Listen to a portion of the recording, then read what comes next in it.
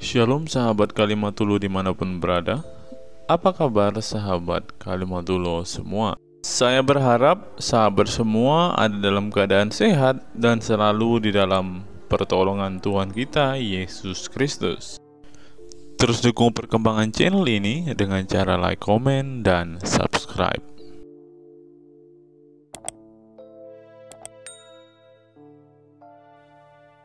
Orang Kristen mengikut kepada yang hidup, sedangkan orang Islam mengikut kepada orang mati.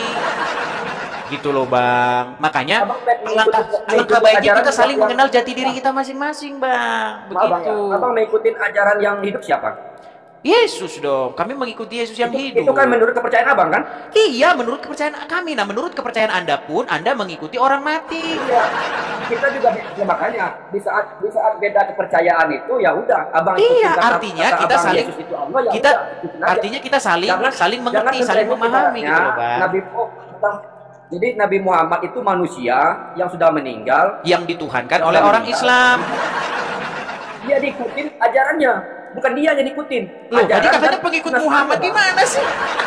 Bang, waktu yang Anda sholat sebentar, itu ajarannya Bang. Baik. Sedangkan Bang, saya, Bang, Abang dengar dulu. Waktu Anda sholat. Oh, silakan. Tidak boleh seperti itu. Silakan. Dengarin. Nah. Jadi, yang kita ikutin itu ajaran Nabi Muhammad. Kita percaya sama Nabi Muhammad, biarpun kita tidak pernah bertemu sekalipun dan apapun dengan Nabi Muhammad, hanya mendengarkan dalam Al-Quran dan sunnah-sunnahnya. Sudah? Jadi yang kita ikutin itu bukan Nabi Muhammadnya, bukan Muhammad, tapi Muhammad ini. Yang diikutin bukan Muhammad, tapi saya pengikut Muhammad ini. Makanya aku bilang, Bang, kenapa sih Bang ngomong sama orang Islam kok begitu sulit banget sih, Bang? Jangan seperti itu, Bang. Jangan seperti itu. Bukan, berdebat itu, Anda Bang. tadi barusan bilang, saya pengikut Muhammad, tapi kami tidak mengikuti Muhammad. Gimana teman-teman? Aduh, ketombean lagi saya sekarang. Kalau abang rusuh-rusuh, orang dikeluarin, enggak? Bukan, tadi Anda bilang, Bang, tadi Anda Nah. bilang, saya pengikut Muhammad, lalu saya bukan pengikut Muhammad, gimana? Abang pengikut Muhammad nggak? Yang masa yang saya ikutin itu ajaran Nabi Muhammad. Bukan Muhammadnya? Seandainya Nabi Muhammad di zaman saya, ini dengar dulu Bang, Abang aduh berat benar. Bang, Anda pengikut Muhammad? Enggak, Anda pengikut Muhammad? Tidak boleh seperti itu. Tidak, dengarin dulu. Abang seolah-olah omongan orang jadi olokan. Bukan jadi olokan, Bang. Masalahnya begini. Anda itu tidak konsisten dengan omongan Anda sendiri. Kata abang debat baik-baik gak? Iya, kita debat baik-baik, cuman Anda tidak konsisten. Jika ada kesalahan dari saya, jangan diolok-olokkan. Oke, Anda mau meralat? Mau diralat sekarang? Abang merasa hebat dan pintar. Ilmu abang, maaf. Mungkin abang hanya sekedar membaca dan mendengar, dan abang sampaikan juga seperti orang. Oke, adakah Ustadz Anda di situ yang bisa diundang ke sini? Dengar dulu. Bisa didengar nggak? Silakan. Setiap manusia yang hidup di zaman sekarang hanya sekedar menjalankan yang sudah ada. Sudah. Abang punya Injil, kata abang kan? Punya kitab. Ya abang hanya belajar dari sana. Bukan abang hebat enggak. Kita manusia ini hanya sekedar menjalankan apa yang sudah ada. Itu sudah? Intinya kehidupan. Sudah Bang? Ya udah. Oke, baik, saya tanggapi ya. Saya tanya nih, Ya. apakah Anda pengikut Muhammad? Abang pertanyaannya itu aja. Iya, saya pengikut Nabi Muhammad SAW. Nampaknya mereka sudah malu teman-teman jadi pengikut. Saya tanya lagi, apakah Anda pengikut Muhammad? Yang dimalukan apa? Oke, Bang. Apakah Anda pengikut Muhammad? Iya, saya pengikut Nabi Muhammad. Oke, apakah Muhammad sudah mati? Ajarannya. Muhammad sudah meninggal dan sudah dikubur. Oke, berarti Anda pengikut orang mati, betul? Iya, yang saya ikutin ajarannya sekarang. Muhammadnya enggak? Muhammadnya enggak? Ajarannya. Muhammadnya enggak? Muhammadnya ya ajarannya Bang. Nggak mungkin lah saya mengikuti orang yang sudah mati. Oke, waktu Anda sholat sebentar gini. Oke, waktu Anda sholat, Anda manggil Muhammad, betul? Bukan memanggil. Gimana sih? Sebentar dulu. Waktu Anda mengatakan, Ya Rasulullah, Ya Rasulullah, salamun alaik, Ya Rasul. Betul? Betul atau tidak? Itu hanya sekedar sunnah. Aduh, sunnah. sebentar. Waktu bilang Ya Rasulullah itu ngomong sama Muhammad apa ngomong sama ajarannya Muhammad? Itu merupakan yang bukan itu yang Muhammad. Bang, dengar. Tadi abang sudah ngomong panjang lebar. Tadi abang sudah ngomong panjang lebar kan? Boleh nggak sekarang gantian saya? Ya. Boleh gantian saya sekarang? Apa yang ngomong? Silakan. Oke. Bang.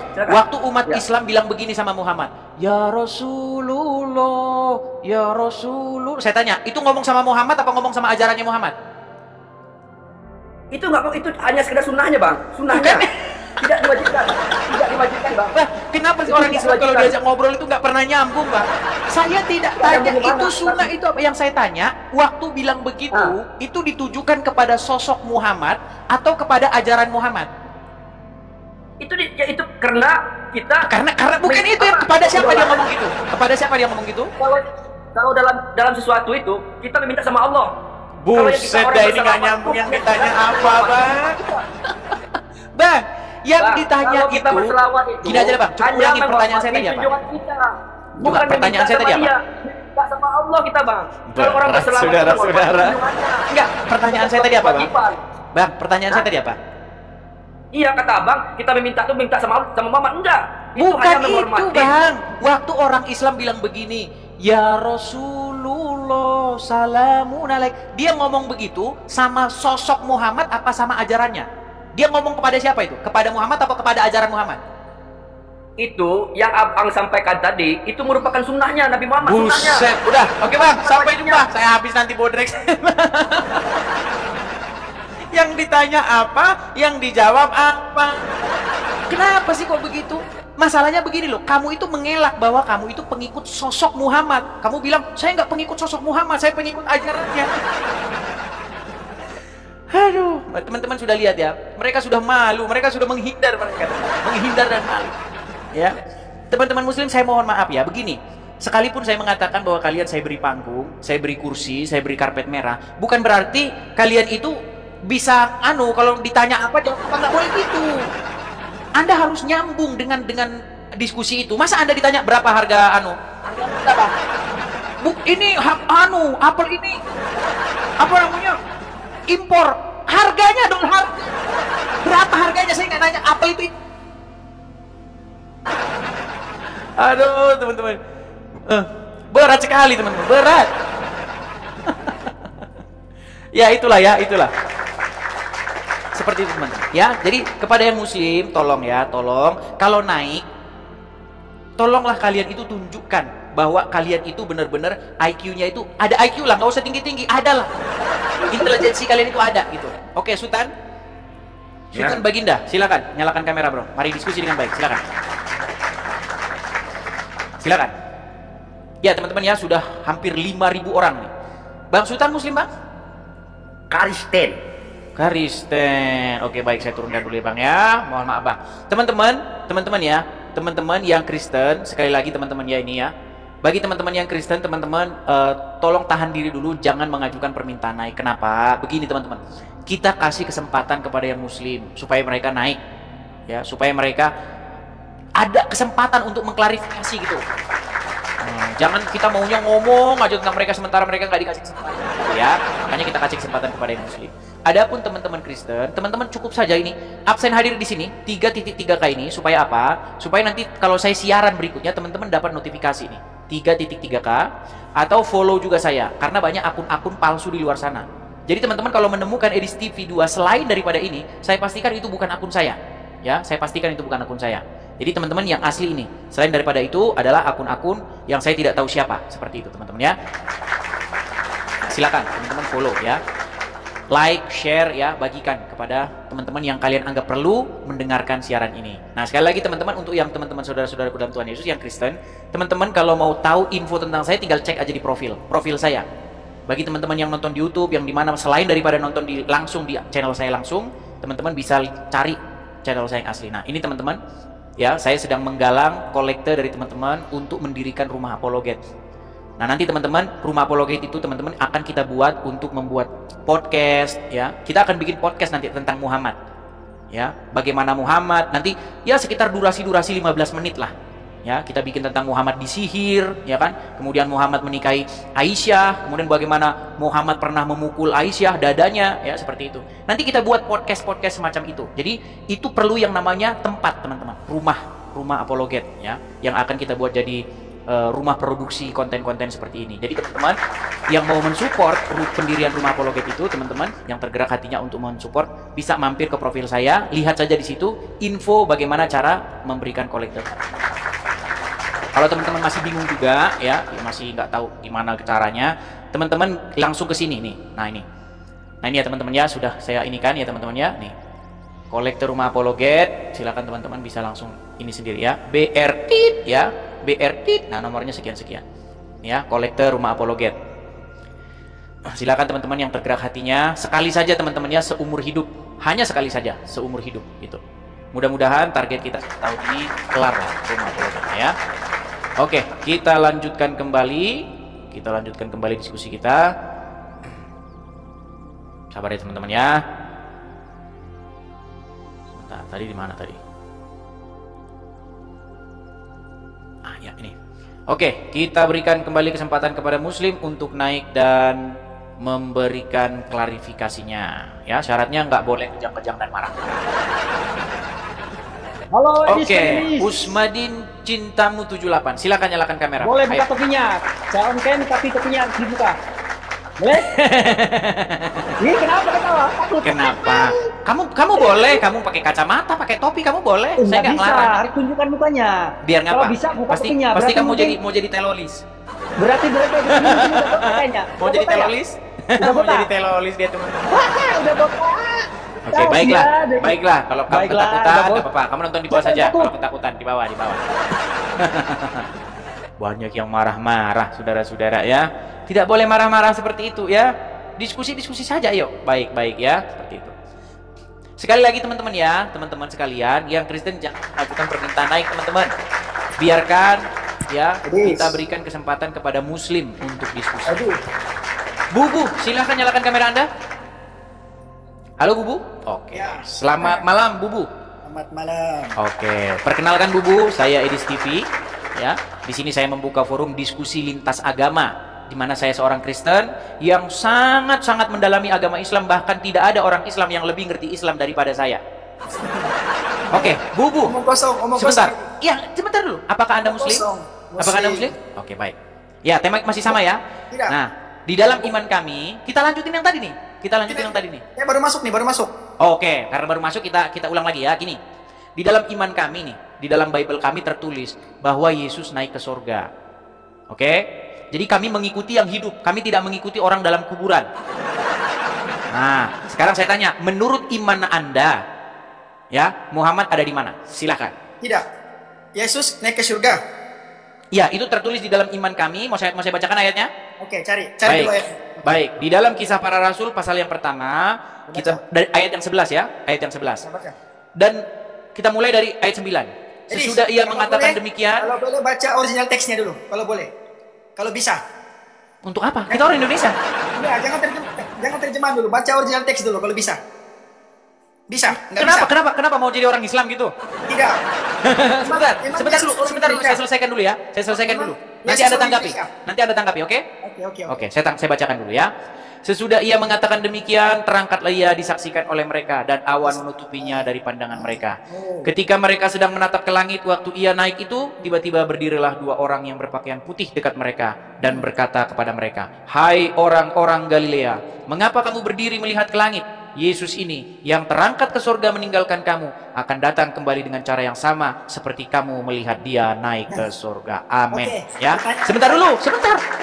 Sekarang saya pengen tahu nih, itu kan menurut iman kami. Kamu masuk masalah nggak percaya itu urusan kamu. Menurut iman saja kan? Nah, Nggak oke, benar, menurut oke. iman saja. Ya, sekarang menurut iman kalian, Muhammad ada di mana? Silakan. Oke, mantap. Silakan. Oke. Tadi kan kamu baca bukan original teks, terjemahan, benar? Ya, silakan baca terjemahannya. Menurut iman Ya, kalian, Muhammad ada di mana? Silakan. Oke. Itu terjemahan. Ya, silakan dibaca di terjemahan kamu juga. Muhammad ada di mana? Yang tulis itu siapa? Terjemahan itu siapa? Sebelum kita ke sana, bro, Jangan saya tanya ketawa, dulu. Dis. Menurut Dis, dewasa. imanmu, Jangan ketawa, jangan Muhammad ada ketawa. di mana, bro? Jangan. Bro, ini ada 5.200 orang Islam. Ini yang paling banyak ini orang Islam yang nonton. Saya yakin 90% yang nonton ini orang Islam. Mereka pengen tahu jawaban dari kamu nih. Jangan bikin malu orang Islam. Menurut iman Islam, saya nggak akan protes karena itu iman kamu. Muhammad ada di mana? Silakan. Saya tidak jawab kalau kamu tidak jawab dulu pertanyaan saya. Oke lah, selamat tinggal kalau seperti itu. Takut, Tidak kan? Muslim ya? Takut. Bukan takut, masalahnya kamu ditanya apa nih? Teman-teman Muslim, saya kasih kalian panggung. Tapi kalian tuh ya nurut juga dengan aturan. Jangan kalian itu enggak, saya sudah menjelaskan loh, iman kami Yesus naik ke surga. Nah, sekarang iman kamu, Muhammad ada di mana? Jelaskan gitu. Ya. Seperti itu. Oke, Jo Jelong Misteri. Jo Jelong Misteri. Oh, terpental. Jo Jelong Misteri terpental. Ada J Munte. Ya, J Munte. Selamat.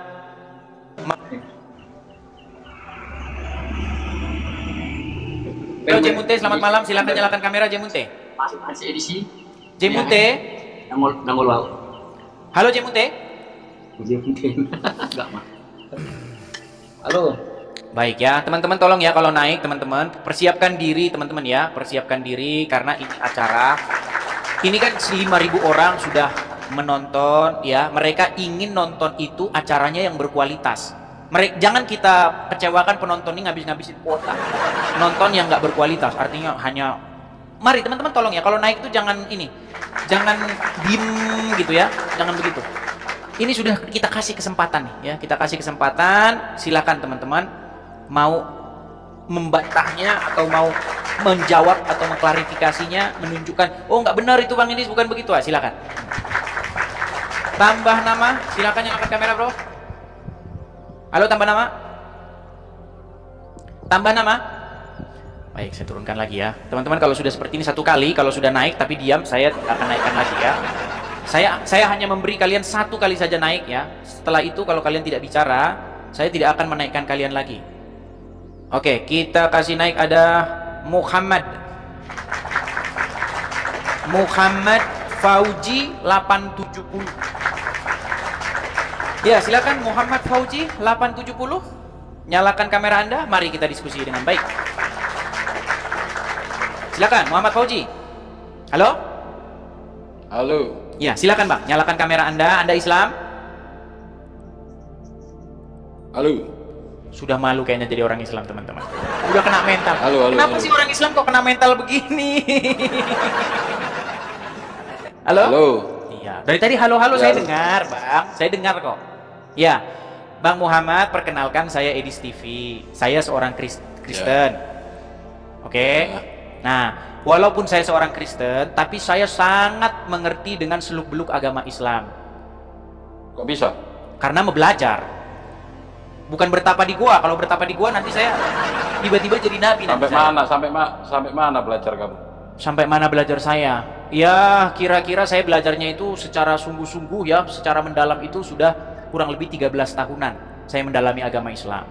Nah, hari ini saya ingin mengajak Anda sebagai muslim, saya berikan kesempatan, saya berikan panggung, karpet merah untuk menjawab pertanyaan yang sederhana ini, sederhana. Nah, di dalam iman kami, Bang, Yesus itu kan naik ke surga. Ya kan? Nah, sedangkan di dalam iman Anda itu Muhammad itu ada di mana? Silakan. Di alam barzah. Apa itu bahasa Indonesianya? Jangan barza-barza gitu, kita nggak ngerti. Bahasa Indonesia aja. Nah, kamu ngomong ngerti agama Bang, Islam. masalahnya di sini ada orang Kristen. Mereka nggak tahu alam kubur gitu ya. Dikubur gitu ya. Iya wes ya. Ah, di alam kubur. Oke, baik, kita saling menghargai lah. Jadi Yesus naik ke surga, sedangkan Muhammad masih di kuburan. Oke, baik.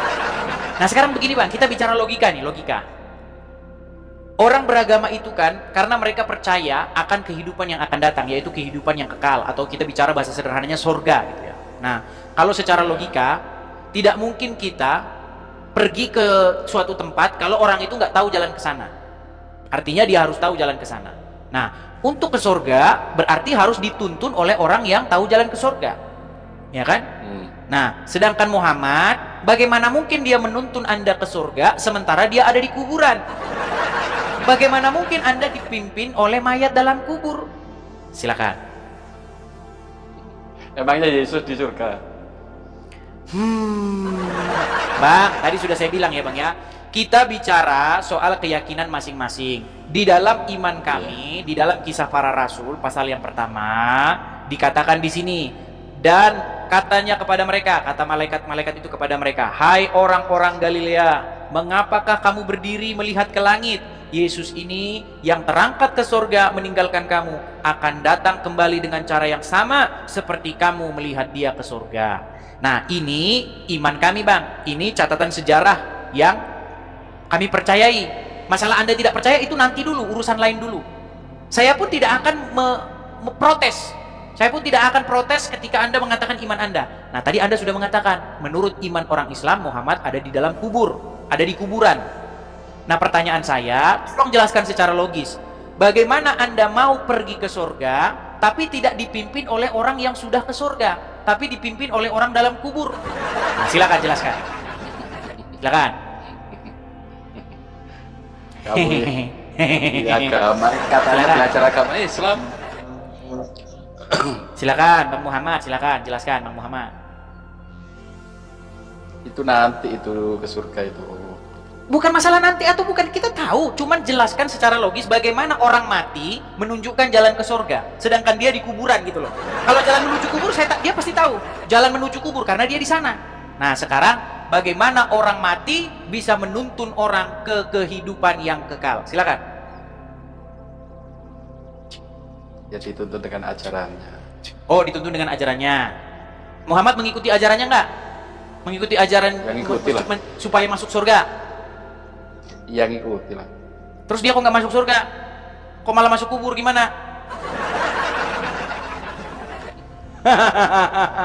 Emang Yesus itu Oke lah. Tuhan. Oke lah, nanti kalau Anda misalnya berpikir-pikir yang dalam, nanti Anda akan merenung-renungi. Iya ya, bener juga ya kata Edis TV itu ya. Masa kita ini malah ngikutin orang mati di kuburan ini? Aduh, saya baru sadar ini. Anda pengikut Muhammad, betul? Apa? Ngerti apa kamu soal Islam ya? Mana sini malah dibilang ngerti apa? Anda pengikut Muhammad, betul? Anda pengikut Muhammad, betul? Iya. Muhammad sudah meninggal, betul? Iya. Berarti Anda pengikut orang mati, betul? Gimana ini mendadak mention? Pelan-pelan ya, pelan-pelan. Apakah Anda pengikut Muhammad? Iya. Oke. Apakah Muhammad sudah mati? Iya. Berarti Anda pengikut orang mati, betul? Mencret. Manusia pasti mati lah. Saya ulangi lagi, satu kali lagi. Apakah Anda pengikut Muhammad? Loh, sudah ragu-ragu sekarang. Udah bimbang. Kok ragu-ragu? Oke, sekarang tegas ya. Apakah Anda pengikut Muhammad? Iya. Apakah Muhammad sudah mati? Iya. Berarti Anda pengikut orang mati? Mencret lagi. Udah 3 kali Anda mencret. Oke, ganti celana dulu, nanti datang lagi ke sini, ya. Repot kayak begini sudah. Gimana begini nih, ragu-ragu tuh, teman-teman. Saya tidak mau nanti banyak lagi yang protes sama saya. Pada bilang begini, kamu beraninya sama orang Islam awal.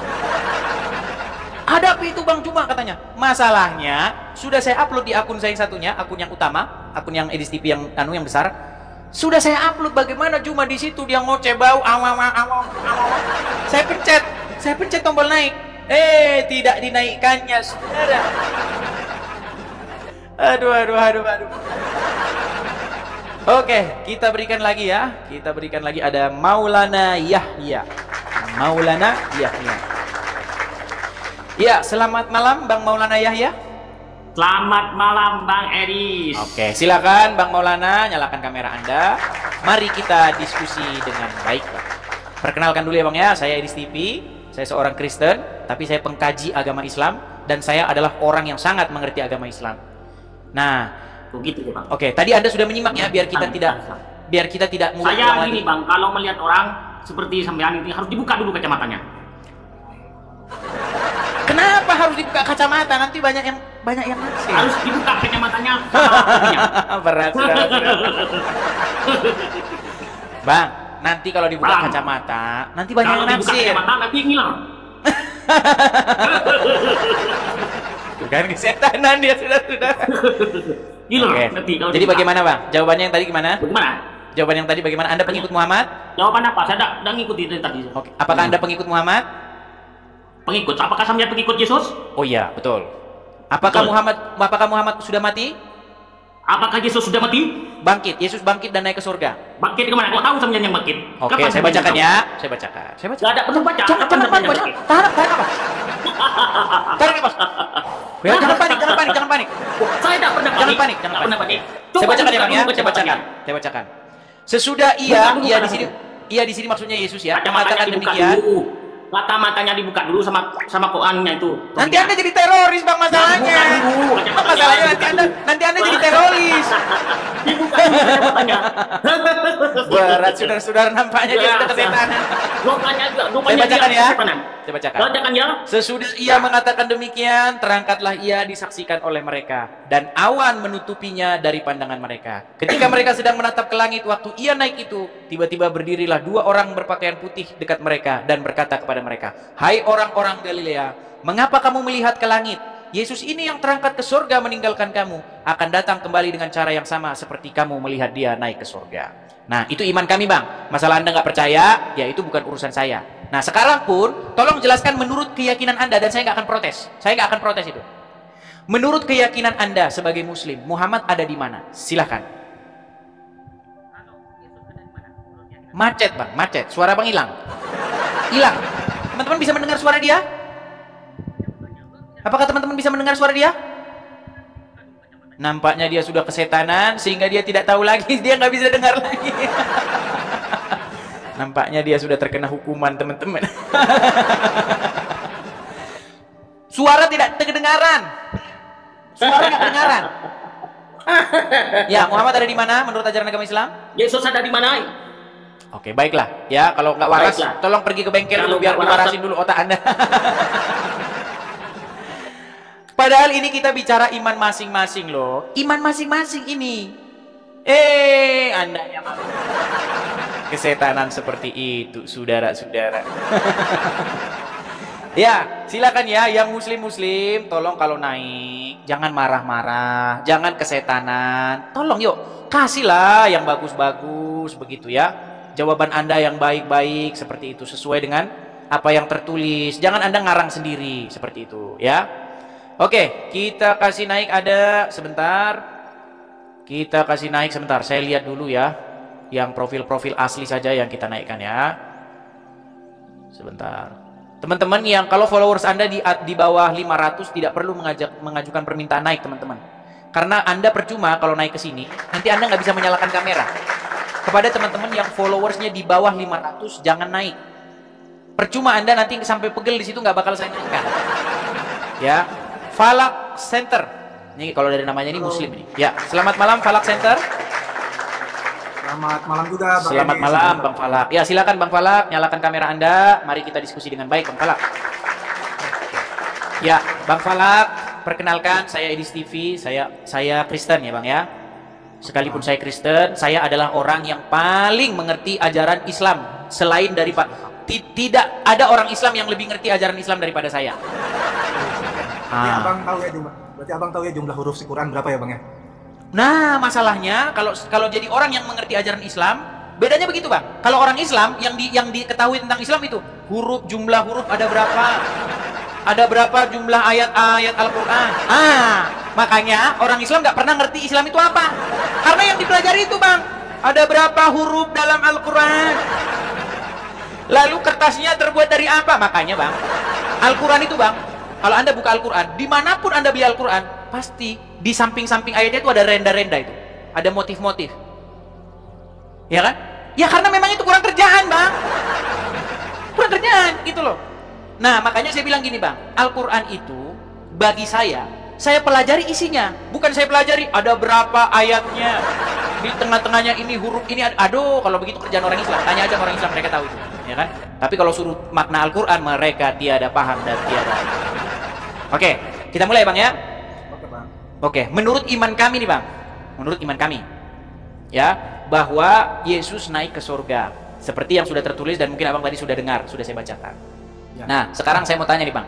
Menurut iman orang Islam, Muhammad ada di mana? Silakan. Oke. Tapi jangan setengah-setengah Bang. Saya lihat Abang nampaknya sudah malu jadi orang Islam. Nah, di tengah. Ya, silakan. Boleh saya putar kamera Bang? Kita buka di Ali Imran 169 Bang. Boleh, silakan. Saya bukakan dari sini boleh. Ali Imran 169. Ali Imran 169 ya. Ali Imran 169. Baik, saya bacakan ya Bang ya. Ali Imran 169. Artinya, Janganlah kamu mengira bahwa orang-orang yang gugur di jalan Allah itu mati. Bahkan mereka itu hidup di sisi Tuhannya dengan mendapat rezeki. Pertanyaannya saya tadi Bang, apa Bang? Ya, jadi kan tadi Abang bicara apakah memang kami itu Muslim mengikuti Nabi Muhammad yang sudah wafat dan mati gitu Bang ya? Tadi yang Bukan saya simak itu kan? Bang, sayang sekali Abang ini. Bang, bukan itu tadi yang saya tanya. Yang saya tanya, menurut ajaran orang Islam, Muhammad ada di mana Bang? Oh, di alam barzah Bang, sesuai Al-Mu'minun ayat 100 Bang. Oke, bahasa Indonesianya alam barzah itu apa? Alam barzah itu adalah alam Kuburan. alam dinding, alam kubur yang membatasi antara dunia dan akhirat. Oke, Jadi kalau ada di misalnya kuburan ya, ada di kuburan. Baik. misalkan ada astronot yang meninggal di bulan, meninggal itu langsung masuk ke alam barzah. Oke. Alam kubur yang Abang pikir itu pasti kan di dalam kuburan. Tapi menurut kami bukan, itu alam barzah. Artinya alam barzah itu langit pertama sampai di langit ketujuh itu alam barzah Bang. Yang ada sekat dan dinding-dinding seperti di surat Al-Mu'minun ayat 10, Al-Mu'minun ayat 100, Al-Furqan ayat 53 dan surat Ar-Rahman. Satu-satu Bang, jangan diborong dulu, pelan-pelan. Artinya Muhammad ada di alam barzah atau kubur, betul ya? Ya, alam barzah, Oke, alam dinding. oke, baik, baik. Nah, kami, makanya kita biar ngerti Bang, perbedaan Islam dan Kristen. Kami Kristen, kami mengikut kepada Yesus yang hidup. Ya. Nah, sementara kalian mengikuti Muhammad yang, mohon maaf, adalah orang mati, betul?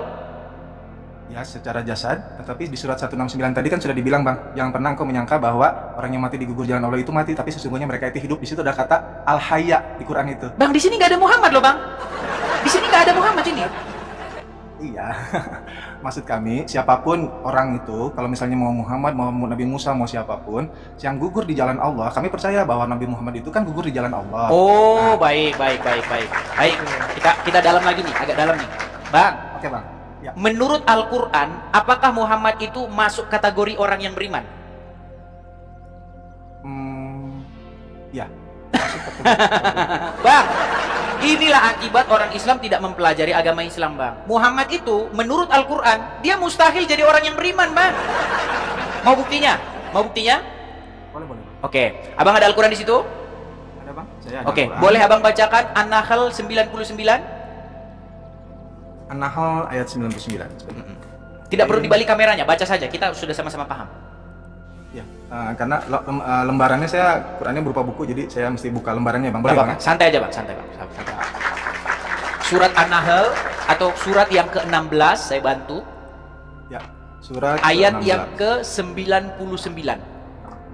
Karena Anda mengklaim bahwa ayat ini tentang Muhammad kan, orang yang gugur di sisi Allah, sesungguhnya mereka itu hidup di sisi Allah, betul? Ya, 16 Nah. ayat surat 16 ayat 9. Ya, silakan. An-Nahl ya Bang? Ya, surat 16. An-Nahl. Nggak usah balik kamera Bang ya berarti ya? Nggak usah, baca saja langsung Bang. Sungguh setan itu tidak akan berpengaruh terhadap orang yang beriman dan bertawakal kepada Tuhan. Baik. Sungguh setan tidak akan berpengaruh. Artinya mereka itu nggak punya kuasa, mereka nggak akan bisa mempengaruhi orang yang beriman dan bertawakal kepada Tuhannya. Ya. Berarti kalau Muhammad orang yang beriman, maka setan tidak akan bisa mempengaruhi Muhammad, betul? Ya. Nah, bisa bahkan Muhammad pernah ngomong sama Aisyah, ya, bahwasanya setiap manusia itu didampingi oleh ada jin korin, ada setan, ada jin baik, ada jin jahat, betul? Betul. Nah, kemudian Aisyah bilang, apakah termasuk engkau juga, wahai Rasulullah? Iya, tapi setan yang mengikutiku sudah masuk Islam, betul? Setan masuk Islam, saya kurang tahu Bang ya. Kalau misalnya jin masuk Islam memang ada, tapi kalau setan saya baru tahu dari Abang. Bang, kata Muhammad, setiap manusia itu didampingi oleh malaikat dan juga didampingi oleh setan, betul? Ya, betul. Nah, Aisyah ngomong, apakah termasuk engkau juga, wahai Rasulullah? Aisyah bilang begitu. Iya, tapi setan yang mendampingiku sudah masuk Islam. Tahu? Oke. Oke, nah sekarang kita tes. Apakah omongan Muhammad itu semuanya saling acak-acakan? Gini, Bang, abang Muslim tahu Muhammad pernah kena sihir? Oh iya, tahu Bang. Oke, saya tanya Bang, sihir itu dari Allah atau dari setan? Segala sesuatu, mau itu baik buruk, sihir maupun itu segala sesuatunya awalnya itu dari Allah. Awalnya, karena dialah yang maha awal dan maha akhir. Oke, sekarang sihir itu dari Allah atau dari setan? Ya, diperantarakannya dari setan. Oke, sihir itu dari setan. Nah, menurut An-Nahl 899 tadi, bisa nggak setan mempengaruhi orang yang beriman? Di sini memang tidak, tetapi Tidak itu bisa, tidak Saya bisa. baca ayat sebelumnya dulu Bang. Ayat 98-nya boleh saya baca? Oke, silakan Bang, silakan. maka apabila engkau Muhammad hendak membaca Al-Quran, mohonlah perlindungan kepada Allah dari setan yang terkutuk. Gitu. Jadi orang yang mau membaca Quran sejatinya bilang A'udzubillahi minasyaitonirrajim, agar setan itu tidak mempengaruhi orang-orang yang beriman. Oke, baik. Nah, lalu di dalam ayat 99-nya sesungguhnya setan tidak akan bisa mempengaruhi orang yang beriman, betul? Nah, sementara Muhammad kena sihir, betul? Nah, dan sihir itu dari setan. Artinya, setan mempengaruhi Muhammad nggak? Ya, setan bisa mempengaruhi. Oke, setan mempengaruhi Muhammad. Menurut Al-Quran surat An-Nahl 99, setan tidak mungkin bisa mempengaruhi orang yang beriman. Berarti kesimpulannya Muhammad orang yang beriman tidak? Ya, orang yang beriman, ya mungkin kepada susah ini saya begini. Bang, pelan-pelan ya Bang ya. Pelan-pelan Bang, pelan-pelan. Ini Bang, ini. Premis pertama, ini kita pakai premis ya. Premis ke-1, setan tidak bisa mempengaruhi orang yang beriman kalau tidak bertawud seperti ayat sebelumnya. Muhammad kena pengaruh setan, sihir.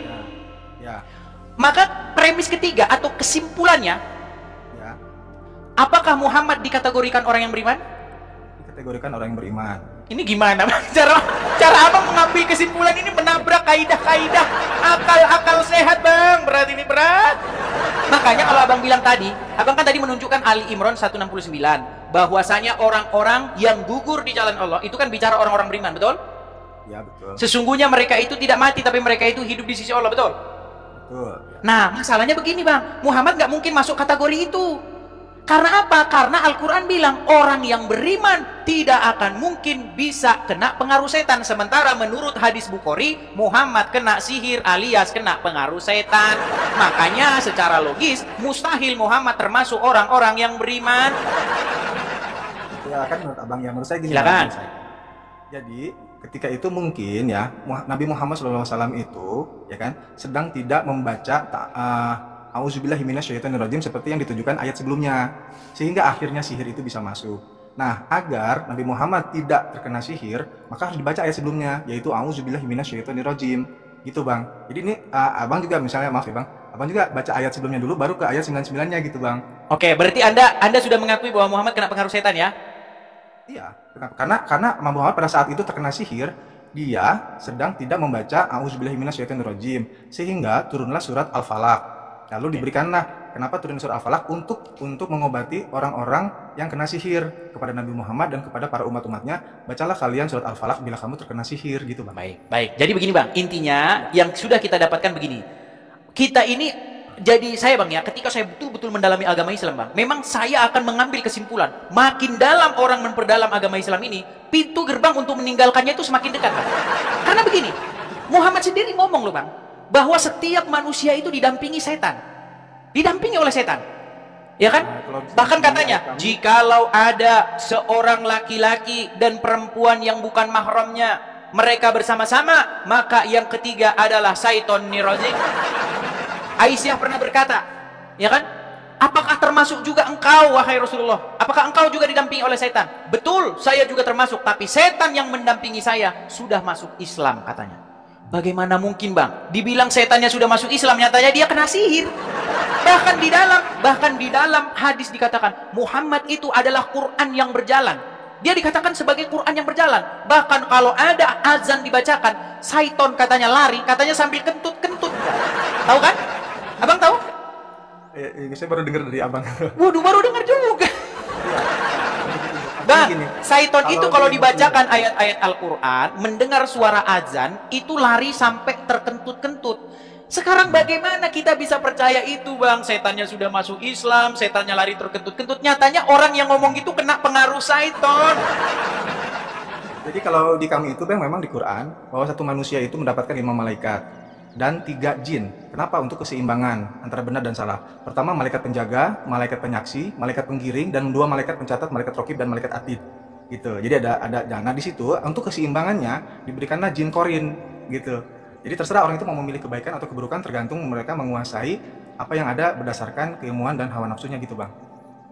Oke, sekarang apakah Muhammad dia mengikuti jin korin atau kena pengaruh jin korin atau setan itu atau tidak? Ya, itu tergantung situasi kondisinya ya Bang ya. Artinya yang kami tahu itu memang sesuai dengan ayatnya itu kan tidak kuturunkan Rasul-Rasul kepada kaum-kaum kalian. Artinya Rasulullah memiliki jin namanya saya lupa namanya, tapi adanya di Bakti sekarang. Jadi kalau misalnya jin itu ingin belajar ngaji, belajar tajwid atau apa semua itu belajarnya ya ke jinnya Nabi Muhammad karena belum meninggal seperti Nabi Muhammad yang memang diselamatkan Al-Hayya seperti surat Ali Imran ayat 169 gitu Bang.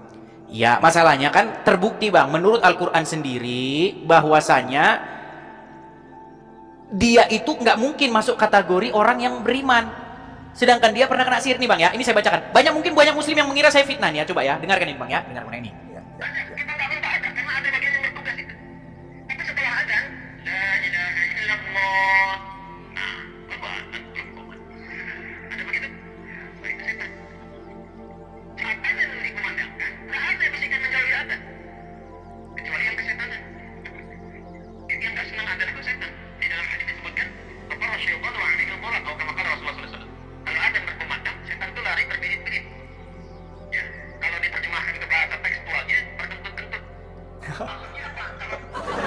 Loh iya Bang, setan itu lari terkentut-kentut mendengar suara azan Bang. Masalahnya begini, bagaimana mungkin setan lari terkentut-kentut mendengar suara azan sementara setannya mempengaruhi Muhammad? Bahkan akibat dari Muhammad kena sihir itu, sebulan lamanya dia berhalusinasi. Abang belum pernah dengar itu? Dampak dari Muhammad kena sihir itu. Sebulan dia itu berhalusinasi, dia nggak tahu dia itu ngapain. Ya, Akibat dari sihir itu. Ya, saya belum tahu tentang halusinasinya. Yang saya tahu adalah kenapa aku terkena sihir itu agar kalian tahu ada surat Al-Falaq yang diturunkan untuk bukan itu Bang nih. Ini yang saya bacakan ya Bang ya. Nih dampak Muhammad kena sihir nih Bang nih. Nabi SAW pernah disihir oleh Ubay bin A'sam, orang Yahudi. Ya. Nabi SAW sebulan teman-teman nggak sadar, nggak tahu apakah sudah kasih giliran istrinya atau belum. Nah, nggak sadar, nggak tahu dia. Dia nggak tahu, nggak sadar dia itu apakah dia itu sudah mendatangi Aisyah atau belum. Itu nggak tahu dia. Memang Nabi Muhammad itu memang manusia yang kalau terkena sihir ya memang bisa. Nah, makanya kembali ke poinnya tadi ini Abang. Gini, Anda mengatakan orang yang gugur di jalan Allah itu mereka tidaklah mati melainkan hidup di sisi Tuhannya. Nah, masalahnya begini, apakah Muhammad itu gugur di jalan Allah? Apakah dia termasuk orang yang beriman? Kalau dia beriman, Al-Quran bilang nggak mungkin dia kena pengaruh setan, tapi nyatanya dia kena pengaruh setan Bang. Makanya Bang, secara logis maka kita tidak boleh mengategorikan dia sebagai orang yang beriman. Ya tidak apa-apa itu menurut Abang. Kalau menurut kami ya agar memang terjadinya, kalau misalnya ini ya, Nabi Muhammad misalnya tidak terkena sihir atau tidak terkena racun atau segala sesuatu doanya selalu terkabul, ya berarti dia bukan Nabi, dia Tuhan gitu menurut kami. Oke, sekarang begini Bang, kita bicara mengenai gugurnya Muhammad atau meninggalnya Muhammad. Menurut ajaran Islam, menurut kitab-kitab hadis, Muhammad meninggal karena apa Bang? Apakah karena dia gugur di medan perang? Ya, yang saya dengar ya, saya baru dengar ya Bang ya, memang ya kena racun. Diracun. Muhammad itu, mohon maaf nih, Muhammad itu tewas di tangan seorang perempuan, betul? Iya, saya pernah dengar itu. Iya, Muhammad itu meninggal di tangan seorang wanita. Dia meninggal karena racun. Nah, begini Bang. Ketika di dalam riwayat itu dia bilang begini, bahwasanya daging itu berbicara kepada Muhammad. Dalam bahasa Arabnya itu kalau tidak salah ini masmumah, bagaimana begitu? Kira-kira begitu. Sesungguhnya saya ini beracun, katanya. Tapi sayangnya begini Bang, kenapa daging itu bicara bahwa dia beracun setelah udah dimakan? Kenapa sebelum dimakan? Nah, sebenarnya saya sudah pernah mengajukan pertanyaan ini. Saya waktu itu berdebat dengan seorang ustadz namanya Alwan. Saya bilang begini, dia kan bilang ini adalah mukjizat, mukjizat bahwa daging itu berbicara, memberitahu kepada Nabi bahwasanya daging itu beracun. Saya bilang begini, bro, kalau mukjizat harusnya begini, daging itu ngasih tahu kepada Muhammad kalau dia beracun sebelum dimakan, sebelum dicicip. Kalau setelah dicicip baru dia tahu itu beracun, ya jelas saja dia karena nyicipin. Karena nyicipin, sama seperti Mirna, kasus Mirna sama ini. Udah dicicip, baunya aja udah tahu ini bau sianida, ini beracun. Artinya bukan daging itu bicara, memang rasanya aneh karena beracun. Nah, kemudian yang kedua, kalau memang Allah ingin menunjukkan bahwa Muhammad itu kebal racun, ya, kebal tidak mempan diracun, mukjizat, maka harusnya nggak perlu dimuntahkan sama Muhammad. nggak perlu dimuntahkan. Biar saja dimakan banyak-banyak sama Muhammad, tetapi dia tidak meninggal. Itu tanda bahwasanya mujizat terjadi di situ. Ini dimuntahkan. Tahu riwayatnya kan dimuntahkan itu sama Muhammad. Dia nyicip sedikit, lalu dimuntahkan. Begitu. Nah, lalu karena racun itulah dia menderita. Dikatakan di dalam riwayat hadis, dia meninggal karena racun. Nah, itu kalau kita merujuk lagi kepada ayat di dalam Al-Quran, ada satu ayat berbunyi begini. Saya bacakan ya Bang ya. Mungkin Abang bisa bantu di situ. Oke Bang. Surat Bentar ya.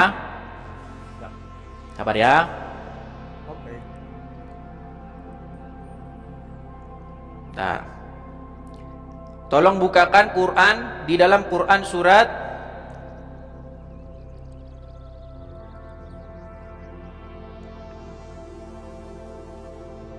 kalau teman-teman hafal ayatnya, surat Al-Haqqah. Al-Haqqah ayat yang ke 44 Bang. Coba dibacakan Bang. Kita mulai dari ayat yang ke-44. Surat 69, saya buka dulu Bang. Ya. Surat Al-Haqqah itu surat ya, surat Al-Haqqah ayat yang ke-44. Kita mulai dari ayat yang ke-44.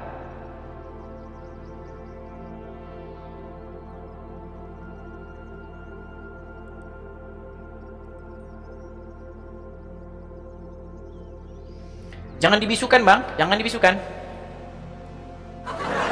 Halo Bang. Halo. Waduh, nampaknya dia melarikan diri sudah. Bang, Anda terjeda Bang. Waduh, dia lari saudara-saudara. Saya bacakan ya, saya lanjutkan. Jadi di dalam surat Al-Haqqah ayat yang ke-44, apakah Muhammad tuh ngarang-ngarang cerita? Kita bacakan ya. Nih. Seandainya dia dalam kurung Muhammad mengadang-adakan sebagian perkataan atas nama kami, ayat 45-nya, niscaya benar-benar kami pegang dia pada tangan kanannya, 46-nya, 47-nya, kemudian benar-benar kami potong urat jantungnya. Perhatikan, kalau Muhammad ngarang-ngarang, maka akan dipotong pembuluh darahnya, akan dipotong urat tali jantungnya. Lalu apa? Bagaimana kematian Muhammad? Kita dengar bersama-sama ya. Bagaimana cara Muhammad meninggal? Nih, ya. Nih, kita ulang. Nih, sebentar ya. Bentar. Sakit Rasulullah SAW semakin parah. Lalu kemudian kata Nabi kepada Aisyah. Apa kata dia? Ya Aisyah, wahai Aisyah, ma'azalu ajidu ala maqta'am. Terasa di dalam sakitnya makanan yang kumakan waktu di Khaybar. Ini dalil bahwa dia mati diracun. Ini dalil bahwa dia mati diracun. Ini dalil bahwa dia mati diracun. Yang meracunnya adalah Zainab istri Salam. Masya, aku merasakan sakit sampai hari ini merasakan. Fahada awan. Inilah masanya. Wajadtu inqita'a aburi. Aku merasakan terputusnya urat disebabkan oleh racun. Ya kan? Itu perkataan Muhammad sendiri. Terasa sekarang terputusnya aurat pembuluh, maksudnya pembuluh. Ya kan? Ya kalian renungkan sendiri. Kalian renungkan sendiri. Nanti saya dibilang, makasih topinya, makasih Marganda, makasih. Ya itu ya, tadi sudah satu orang ustadz sudah melarikan diri. Gini teman-teman, saya berikan kepada kalian kesempatan panggung untuk menjelaskan gitu loh. Kalau ada syubhat, itu dijawab, bukan lari dari syubhat. Ya kan? Bukankah para mualaf Donditan, Juma dan kawan-kawan telah berkata kepada kalian, mari kita umat muslim bersatu untuk menjawab syubhat-syubhat dari hadis TV. Dia sangat berbahaya, saudara-saudara. Loh, kalau kalian sudah mensupport Juma supaya dia menjawab syubhat-syubhat yang saya berikan, mengapa dia melarikan diri? Itu tandanya kalian percuma mensupport Juma dan kawan-kawan. Toh ada syubhat si Juma kabur. Nggak boleh begitu. Kalau kalian sudah mengatakan kepada jamaah, kepada umat Islam, ya, untuk merapatkan barisan, menjawab fitnahan syubhat-syubhat dari orang Karesteng, jawab dong. Di mana ini kan pertanyaan ini. Bukan asal-asal ngomong hujat nggak ada tanpa dasar, nggak, tapi memang ada dasarnya di situ, ya.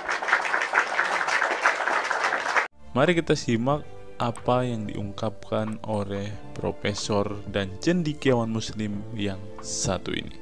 Kita kutip dalil liputan 6 teman-teman. Quraisyah mengatakan, tolong jangan pilih ustadz yang suka memaki, Kiai Haji Quraisy Shihab ibaratkan begini. Nah, teman-teman, ternyata ada juga ustadz-ustadz yang suka memaki-maki, teman-teman. Bisa jadi ini adalah salah satu oknum yang dikatakan oleh Habib Kribo tadi, teman-teman, di mana mereka seakan-akan orang yang paling beriman, paling beragama, dengan kepalanya ada titik hitam dan juga jenggotnya sampai panjang ke lantai, kata Habib Kribo tadi kan, teman-teman. Di era modern ini, ketika ceramah agama mudah diakses melalui berbagai media, umat Islam dihadapkan pada pilihan beragama, ustadz atau penceramah yang dapat mereka ikuti.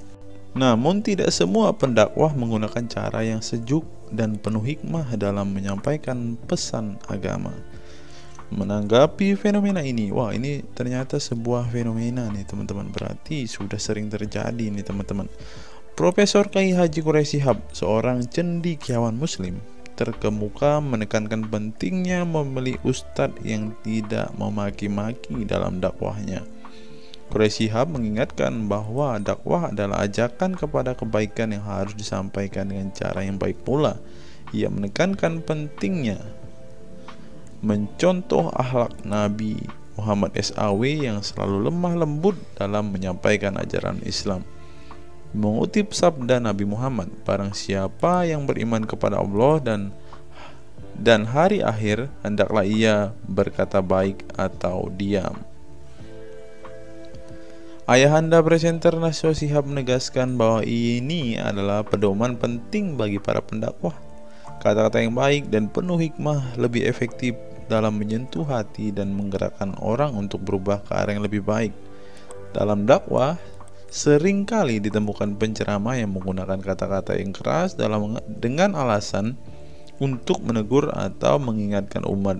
Namun, Profesor Quraisy Shihab mengingatkan bahwa cara ini justru bisa menimbulkan antipati dan menjauhkan orang dari ajaran agama Islam yang seharusnya penuh kasih sayang dan rahmat.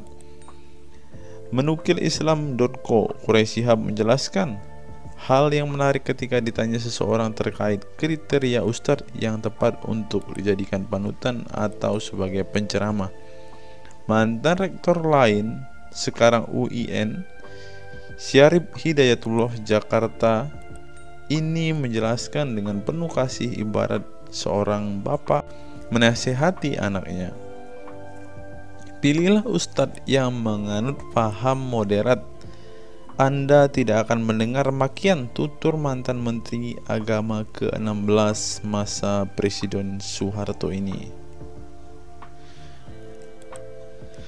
Quraisy Shihab menjelaskan bahwa ustadz yang wasatiyah akan terbuka untuk dikritik dan tidak fanatik dengan satu pandangan dan menilai pandangan yang orang lain salah. Quraisy Shihab menjelaskan bahwa ustadz wasatiyah akan terbuka untuk dikritik dan tidak fanatik dengan satu pandangan dan menilai pandangan orang lain salah. Ustadz yang wasatiyah memahami bahwa jalan menuju agama itu besar dan memiliki jalan-jalan kecil untuk menuju jalan besar itu. Karena dalam rincian ajaran agama yang Tuhan tanyakan adalah hasilnya, misalnya 5 tambah 5 10, tapi bisa juga 7 tambah 3 lanjutnya. Salah satu ciri ustadz yang wasatiyah menurutnya adalah berpengetahuan luas. Ustadz yang berpengetahuan luas akan mampu menilai dan menghargai suatu pendapat, sedangkan ustadz yang sempit pengetahuannya akan mudah menyalahkan. Semakin luas pengetahuan seseorang, semakin besar toleransinya. Semakin sempit, semakin bodoh tandasnya. Nah, teman-teman muslim, silahkan kalian mau milih ustadz yang modelnya seperti ini. Karena ustadz yang berilmu itu seperti yang dikatakan oleh Bapak Quraisy Shihab ini, bahwa mereka pasti adalah orang yang sangat toleransi. Tetapi jika ustadzmu kamu dapati tidak bisa bertoleransi atau orang yang intoleran, maka mereka bisa dikatakan ustadz yang BODOH, kata Quraisy Shihab. Nah, pertanyaannya adalah, apakah Zuma termasuk standar ustadz yang baik atau ustadz yang toleran? Mari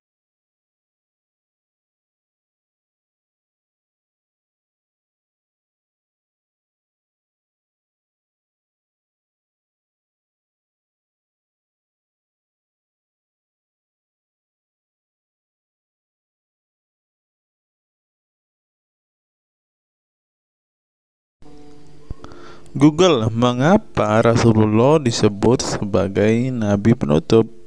Apa alasannya? Alasannya mengapa Nabi SAW disebut Rasul terakhir adalah karena Allah SWT telah menunjukkan langsung sebagai penutup para nabi dan rasul. Hal ini tercantum dalam Al-Quran yang merupakan firman Allah. Di sini dituliskan, mengapa Muhammad atau Nabi SAW disebut Nabi terakhir? Mari kita baca ya. Katamul Anbiya merupakan salah satu julukan Nabi Muhammad yang berarti penutup para nabi, sesuai dengan firman Allah SAW dalam surat Al-Ashab ayat 40 yang berbunyi, artinya Muhammad itu sekali-sekali bukanlah bapak dari seorang laki-laki di antara kamu, tetapi dia adalah Rasul Allah dan penutup nabi-nabi, dan adalah Allah Maha mengetahui segala sesuatu. Nabi Muhammad SAW merupakan nabi terakhir yang Allah utus untuk menyempurnakan agama-agama sebelumnya. Al-Quran merupakan kitab Allah yang menyempurnakan kitab-kitab sebelumnya, sehingga tidak perlu ada kitab lain karena Al-Quran merupakan kitab Allah yang menyempurnakan kitab-kitab sebelumnya, sehingga tidak perlu ada kitab lain karena Al-Quran sebagai kitab terakhir. Maka dapat diartikan bahwa tidak ada lagi nabi setelah Nabi Muhammad SAW. Nabi Muhammad SAW sebagai nabi terakhir juga didukung dengan dalil lainnya, yaitu surat Al-Sab 61 ayat 6. Dan ingatlah ketika Isa bin Maryam berkata, "Hai Bani Israel, sesungguhnya aku adalah utusan Allah kepadamu, membenarkan kitab sebelumku, yaitu Taurat, yang memberikan kabar gembira dengan datangnya seorang Rasul yang akan datang sesudahku, yang namanya Ahmad, dalam tanda kurung Muhammad." Menurut Syekh Al-Zairi dalam kitab Al-Jawahir dan Al-Qalamiyah, alasan kenapa Nabi Muhammad SAW dijadikan nabi terakhir adalah hikmah terputusnya para nabi itu untuk menyeru umat manusia agar beribadah kepada Allah, menunjukkan mereka ke jalan yang lurus dalam urusan kehidupan duniawi dan ukrawi, memberitahu kepada mereka tentang hal-hal yang tidak dapat dicapai oleh penglihatan mereka, dan memberitahu keadaan yang pemikiran mereka belum sampai, dan menetapkan dalil yang meyakinkan serta menghilangkan syubhat keserupaan yang tidak benar. Adapun hubungan dakwah Nabi Muhammad SAW dengan nabi-nabi terdahulu ialah terbangun atas dasar sebagai penguat dan penyempurna dakwah nabi-nabi sebelumnya. Oleh karena itu, semua para nabi selalu dibangun atas dasar dua pondasi utama, yaitu akidah, syariat, dan akhlak. Dari segi kaidah, dari segi akidah, semua ajaran yang dibawa oleh para nabi, mulai dari Nabi Adam alaihissalam sampai Muhammad SAW, adalah sama. Tidak ada beda antara nabi satu dengan nabi yang lainnya. Semuanya mengajarkan keimanan terhadap keesaan Allah SWT, yaitu dengan membersihkan dari segala sifat yang tidak layak baginya, dan mengimani adanya hari kiamat serta adanya surga dan neraka. Maka dari itu semua para nabi menyerukan kepada kaumnya masing-masing antara dasar iman kepada Allah, dan semua para nabi setelahnya saling membenarkan ajaran yang telah dibawa oleh para nabi sebelumnya. Adapun dari segi syariat yang mengatur tatanan kehidupan masyarakat dan individu terhadap perbedaan dalam metode dan kuantitasnya antara satu nabi dengan yang lain. Hal itu disebabkan karena syariat tersebut dalam ranah pelaksanaan, bukan sebuah pengabaran seperti akidah. Perkembangan zaman dan perbedaan bangsa yang satu dengan bangsa yang lainnya turut mempengaruhi syariat mereka satu sama lain. Diutusnya satu nabi itu adalah khusus untuk umatnya pada waktu itu, bukan umum untuk semua manusia. Sebuah hukum syariat terbatas dalam ruang lingkup yang sempit sesuai dengan umatnya pada waktu itu secara khusus. Nah, dari bagian pertama ini kita mengetahui teman-teman mengapa Rasulullah ini dikatakan sebagai nabi penutup, karena Rasulullah juga mengajarkan kepada keesaan Allah, teman-teman. Nah, seperti yang terus di sini.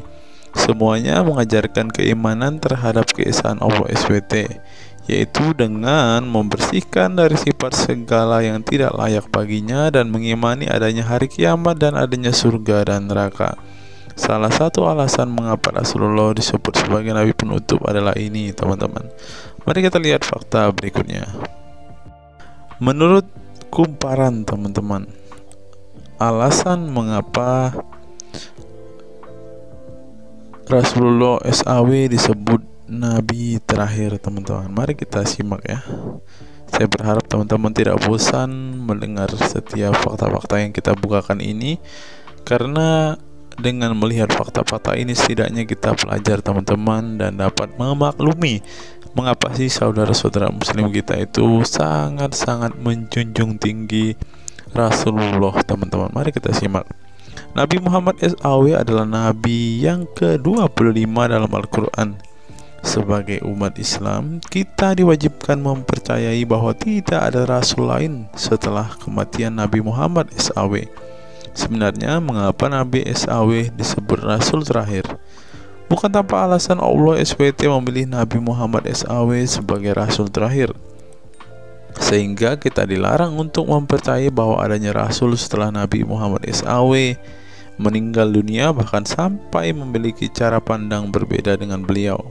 Nah, jadi teman-teman kita, saudara-saudara kita tidak percaya ada nabi setelah Nabi Muhammad, teman-teman. Terlebih ada yang nabi yang membawa ajaran-ajaran yang berbeda dari apa yang diajarkan oleh Rasulullah. Berikutnya, alasan dibalik Nabi Muhammad SAW disebut rasul terakhir. Nabi Muhammad SAW ditunjuk menjadi rasul terakhir Allah SWT dan mendapatkan Al-Quran yang merupakan kitab sempurna dari kitab-kitab sebelumnya. Nah, mereka percaya juga kitab mereka adalah kitab yang paling sempurna, karena kitab-kitab sebelumnya tidak sempurna, maka disempurnakan oleh Al-Quran, teman-teman. Artinya wahyu yang sudah diterima Nabi Muhammad SAW sudah terputus sejak beliau meninggal dunia. Ibnu Katsir menjelaskan, ini merupakan nikmat Allah Subhanahu wa Ta'ala yang terbesar atas umat ini. Allah Subhanahu wa Ta'ala telah menyempurnakan untuk mereka agama mereka, sehingga mereka tidak lagi membutuhkan agama selain agama mereka. Mereka tidak pula membutuhkan nabi selain nabi mereka. Oleh karena itu Allah Subhanahu wa Ta'ala menjadikannya sebagai penutup para nabi. Allah Subhanahu wa Ta'ala mengutus beliau kepada manusia dan kepada jin. Nah, jadi teman-teman, Rasulullah juga bukan hanya dikirim kepada umat muslim, kepada manusia-manusia yang percaya dan memutuskan untuk memeluk agama Islam saat ini, ternyata juga kepada para jin, teman-teman. Allah Subhanahu wa Ta'ala berfirman, artinya Muhammad itu sekali-kali bukanlah bapak dari seorang laki-laki di antara kamu, tetapi dia adalah Rasulullah dan penutup nabi-nabi, dan adalah Allah Maha mengetahui segala sesuatu. Dikutip dari buku situs-situs dalam Al-Quran oleh Syarifuddin Al-Fikri, para ahli bahasa memberikan makna terhadap kata ma dalam surat Al-Ahzab ayat 40 dengan al-istitsaku wal ma'u, yang artinya memastikan dan menolak sesuatu. Sehingga Al-Quran menyebutkan bahwa Nabi Muhammad SAW sebagai khatam an-nabiyin. Artinya pasti tidak ragu beliau seorang nabi terakhir dan menolak orang mengaku di kemudian hari. Adapun alasan dibalik Nabi Muhammad SAW sebagai Rasul terakhir dijelaskan oleh Syekh Al-Zairi dalam Al-Jawahir Al-Kalamiyah.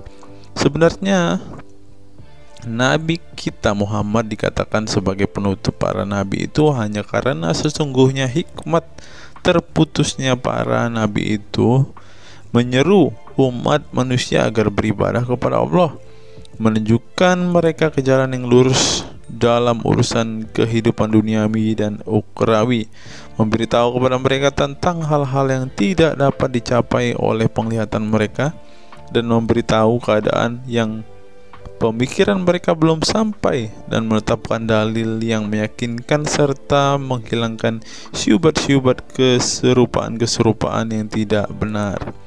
Karena itu umat manusia tidak memerlukan lagi kepada nabi sesudah Nabi Muhammad, sebab syariatnya telah mencapai batas kesempurnaan. Dan dari alasan inilah tampak jelas tentang rahasia terusnya beliau untuk seluruh umat manusia dan keberadaan beliau sebagai manusia yang paling utama dalam segi fisik serta halaknya. Demikianlah penjelasan singkat mengenai Nabi Muhammad SAW sebagai Rasul terakhir. Semoga dengan mengetahuinya dapat menambah meneladani beliau sebagai sosok yang sempurna. Yang perlu diingat, jangan menghujat ya teman-teman. Mengutip sindonews.com, inilah ke-10 keistimewaan Rasulullah. Yang pertama, air liur Rasulullah menjadi obat. Dari Sahl bin Sa'ad berkata, saat Rasulullah dan para sahabat akan berperang di Khaibar, Rasulullah bersabda bahwa ia akan memberikan bendera kepada seorang pria yang cinta dan dicintai oleh Allah dan Rasulnya, dan Allah akan memberikan kemenangan. Rasulullah mencari Sayyidina Ali, akan tetapi para sahabat mengatakan bahwa Ali sedang mengalami sakit mata.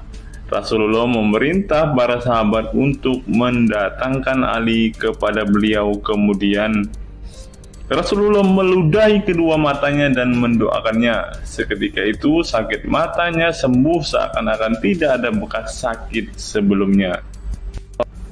Kemudian sahabat Khalid bin Ali mengaku pernah digigit kalajengking di kakinya. Lalu Nabi meludahi kakinya dan mengusapnya. Seketika hilang sakit dan berhenti darahnya keluar. Khalid bin Ali mengatakan, aku digigit oleh kalajengking ketika aku di dekat Nabi Muhammad, lalu beliau meludahi kakiku dan mengusapnya. Yang kedua, rambut beliau membawa berkah. Sahabat Khalid bin Walid radhiyallahu anhu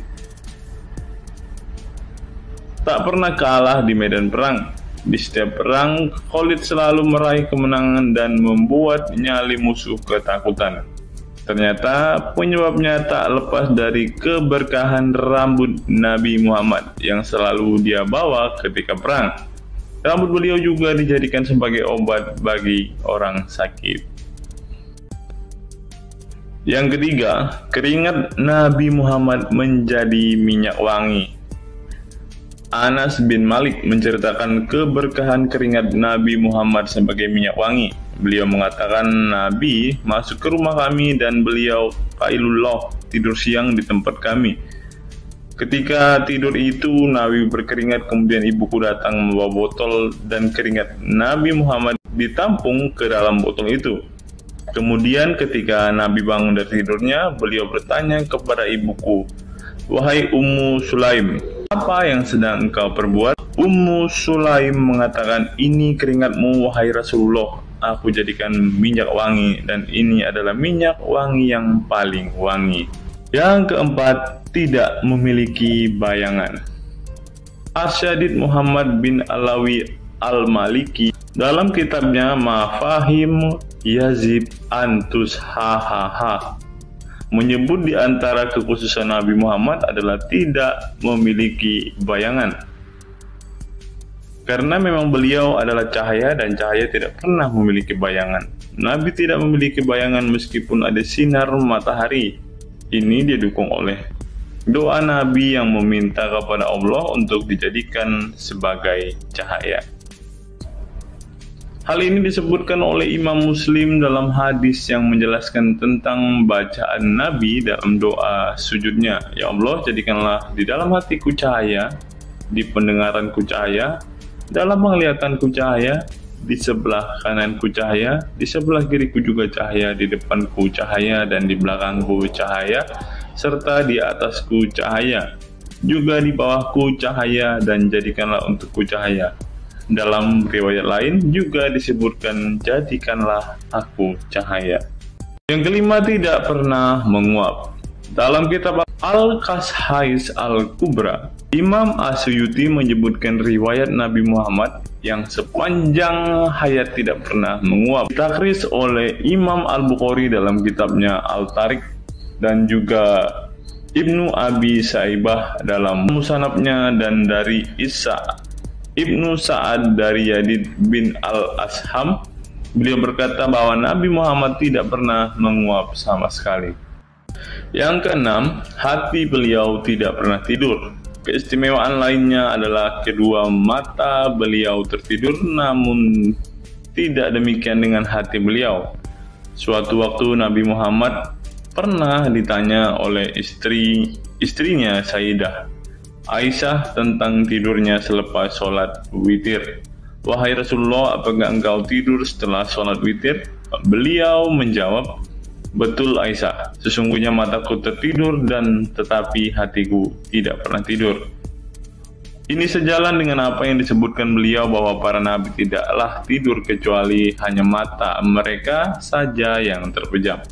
Hati mereka tidak pernah tidur dari berzikir kepada Allah Ta'ala. Dan begitu juga para nabi tidur hanya matanya saja, sedangkan hatinya tidak pernah tidur. Yang ketujuh, jubah beliau sembuhkan orang sakit. Asma bintu Abu Bakar radhiyallahu anhu bertaburuk dengan jubah Nabi. Dari Abdullah bin Kaisan berkata, diperlihatkan kepadaku sebuah jubah tayalisah dari Kisra dan kerahnya berbahan dibaj. Juga kedua sisinya dijahit dengan dibaj. Asma berkata kepada budaknya, wahai Abdullah, jubah ini dahulu ada pada Aisyah hingga ia wafat. Setelah Aisyah wafat, aku pun mengambilnya. Dulu Rasulullah sering memakai jubah ini. Kami pun biasa mencuci jubah ini dengan air untuk menyembuhkan orang yang sakit. 8. Darah bekam Nabi diminum sahabat. Darah Rasulullah benar-benar barokah. Sahabat Abdullah bin Zubair radhiyallahu anhu pernah meminum darah Nabi. Diceritakan Abdullah datang kepada Rasulullah ketika beliau sedang berbekam. Setelah Rasulullah selesai, maka beliau memberikan darah berbekam itu sambil berkata, pergilah dan sembunyikan darah ini dari manusia. Maka aku pergi dan meminum darah itu. Selepas itu aku mendatangi Rasulullah kembali. Lalu Rasulullah bertanya, apa yang kamu lakukan? Abdullah menjawab, aku sudah sembunyikan darah itu di tempat yang tidak boleh dilihat oleh manusia. Baginda Nabi berkata lagi, jangan-jangan kamu telah meminumnya? Beliau menjawab, ya, aku telah meminumnya, wahai Rasulullah. Setelah meminum darah itu, Nabi Muhammad berkata kepada Abdullah, sungguh engkau telah menjaga dirimu dari api neraka. Yang ke-9, tidak pernah ihtilam atau dalam tanda kurung mimpi basah. Ihtilam adalah keluarnya air mani karena sebab mimpi atau fantasi. Di Indonesia sering disebut dengan mimpi basah. Dan itu tidak pernah terjadi pada Nabi Muhammad. Dalam kitab hadis Al-Mu'jam Al-Kabir, Imam At-Tabarani mengeluarkan sebuah riwayat dari Ibnu Abbas bahwasannya Nabi Muhammad tidak pernah ihtilam atau mimpi basah. Yang ke-10 yang terakhir, teman-teman, dapat melihat dan mendengarkan ringkihan langit. Dari sahabat Abu Dzar, Nabi Muhammad bersabda, "Sesungguhnya aku melihat apa yang kalian tidak lihat, dan aku mendengar apa yang kalian tidak dengar, ringkihan langit. Dan memang pantas langit bersuara ringkih, karena di setiap jarak 4 jari di langit ada malaikat yang menaruh keningnya dan sujud kepada Allah. Demi Allah, seandainya kalian mengetahui apa yang aku ketahui, kalian akan sedikit tertawa dan banyak menangis." Keistimewaan lain dari Nabi Muhammad disebutkan ketika beliau buang air tidak ada bekasnya sama sekali. Dalam kata lain, semua kotoran beliau ditelan bumi, tak sedikit pun yang tertinggal.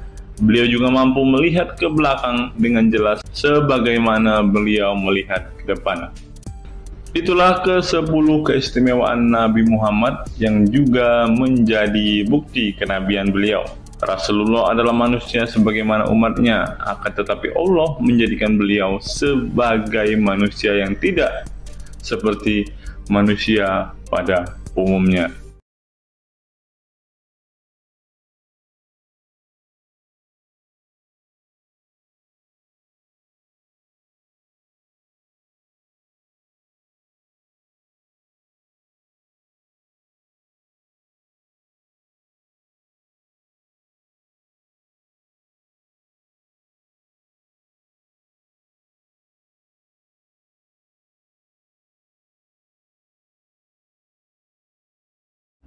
Hari ini kita akan menyimak sebuah kisah yang saya kutip dari sebuah artikel yang akan menggemparkan kita semua. Karena kisah ini berisi sebuah cerita tentang para sahabat Nabi Muhammad yang katanya masuk surga. Bagaimana mungkin para sahabat ini bisa masuk surga?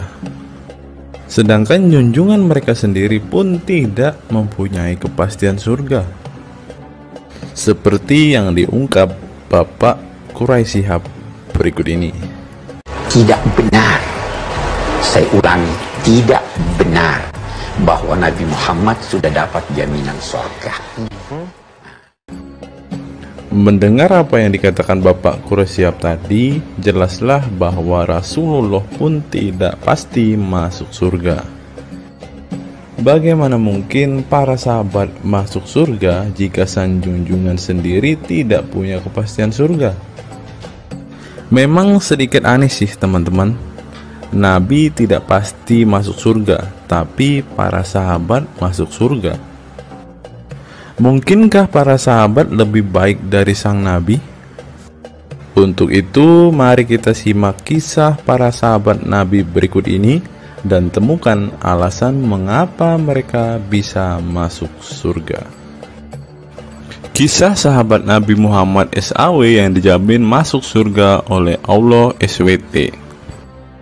Semua manusia pasti menginginkan masuk surga Allah SWT, namun tidak semua jiwa bisa masuk surga.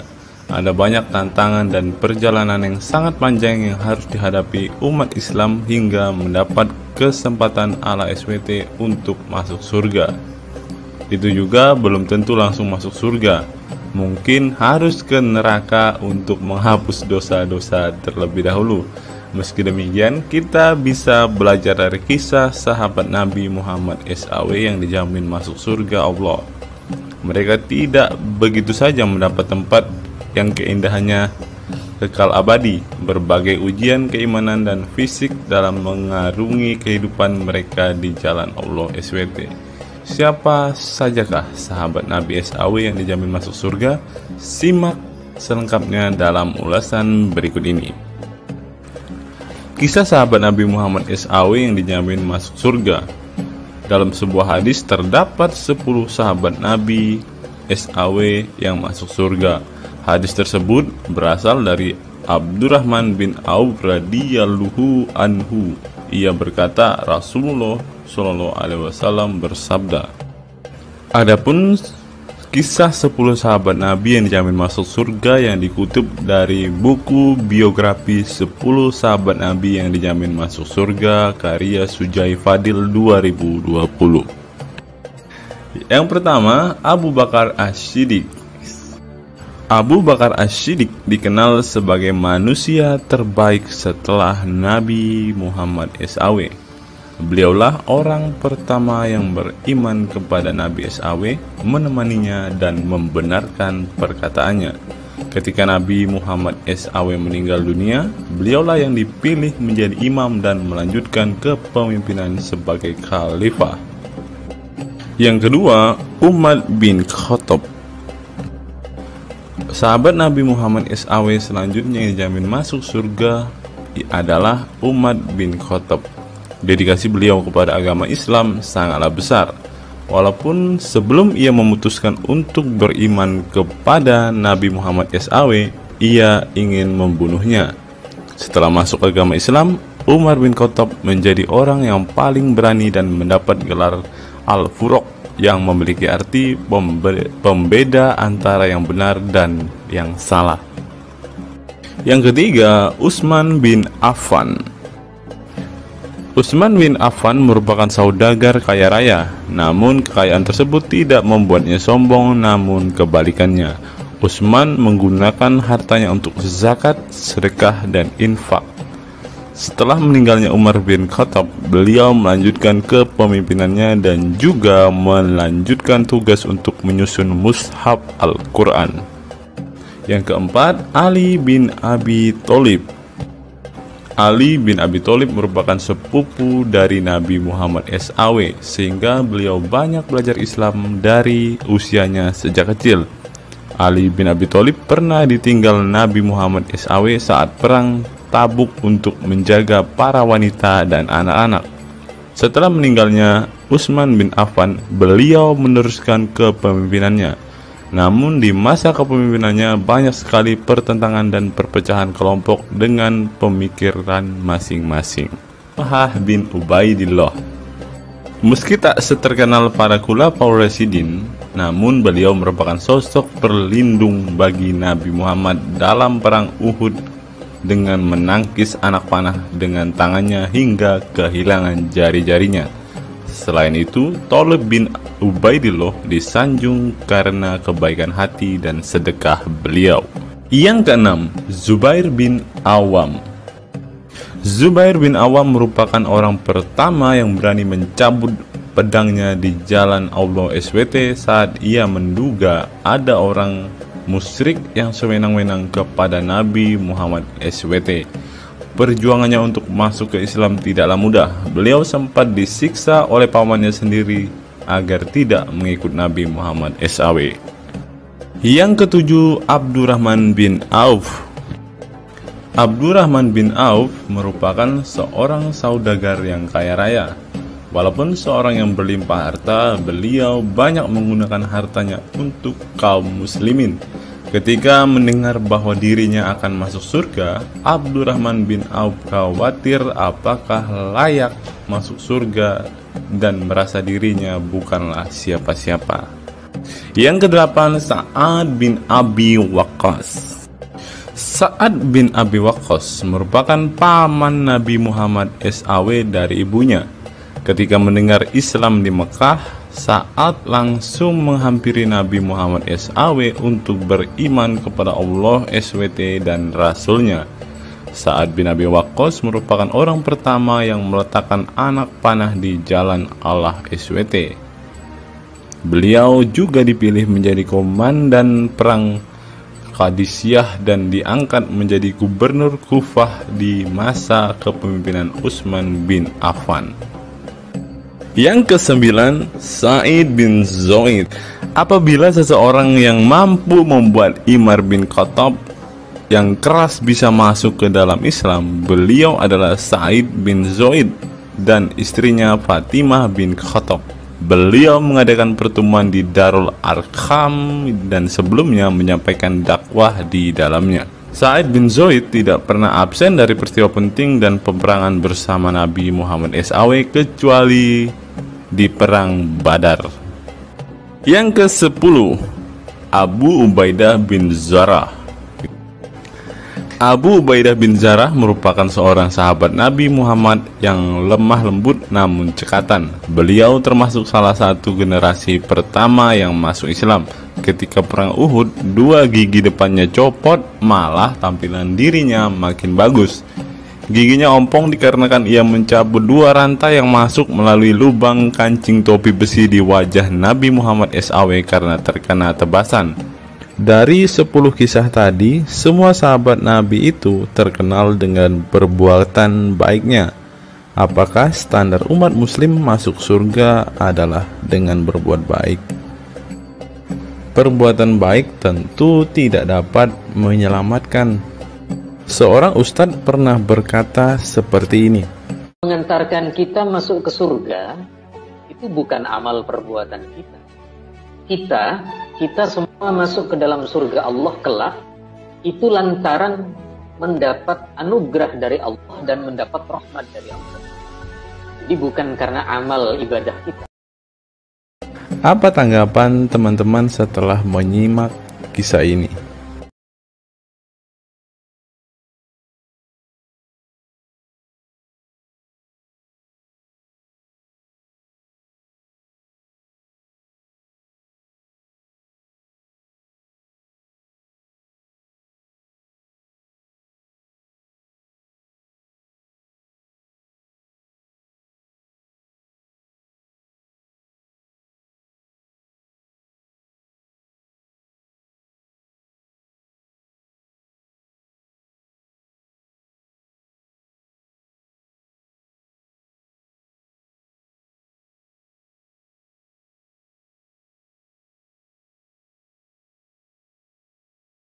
Saya teringat dengan satu perkataan seorang ustadz, teman-teman. Ustadz ini mengatakan bahwa memang benar saudara-saudara muslim kita itu hanya suka membaca Al-Quran, suka berbahasa Arab, tetapi pada kenyataannya mereka ini, teman-teman, ternyata adalah orang-orang yang tidak paham sama sekali dengan apa yang mereka baca, teman-teman. Dan akhirnya Ustadz ini mengatakan bahwa saudara-saudara muslim kita ini seperti keledai, teman-teman. Mari kita dengarkan apa yang disampaikan Ustadz ini. Kita bangga menghafal Al-Quran tapi tidak memahami Al-Quran. Senang mengulang berbahasa Arab tapi tidak mengerti bahasa Arab. Suka membaca Al-Quran tapi tidak memahami maknanya. Akhirnya apa? Menjadi keledai di Indonesia. Tidak sampai di situ saja, teman-teman. Menurut NU Online, seperti yang disampaikan oleh Gus Baha, ingin umat Islam banyak baca Al-Quran meski tak paham maknanya. Teman-teman bisa baca sendiri ya judul artikel ini. Artikel ini mengatakan seorang Gus ingin umatnya itu semua umatnya dia ingin bahwa mereka harus mau dan rajin membaca Al-Quran, teman-teman. Walaupun ya pada kenyataannya apa yang mereka baca mereka tidak ketahui.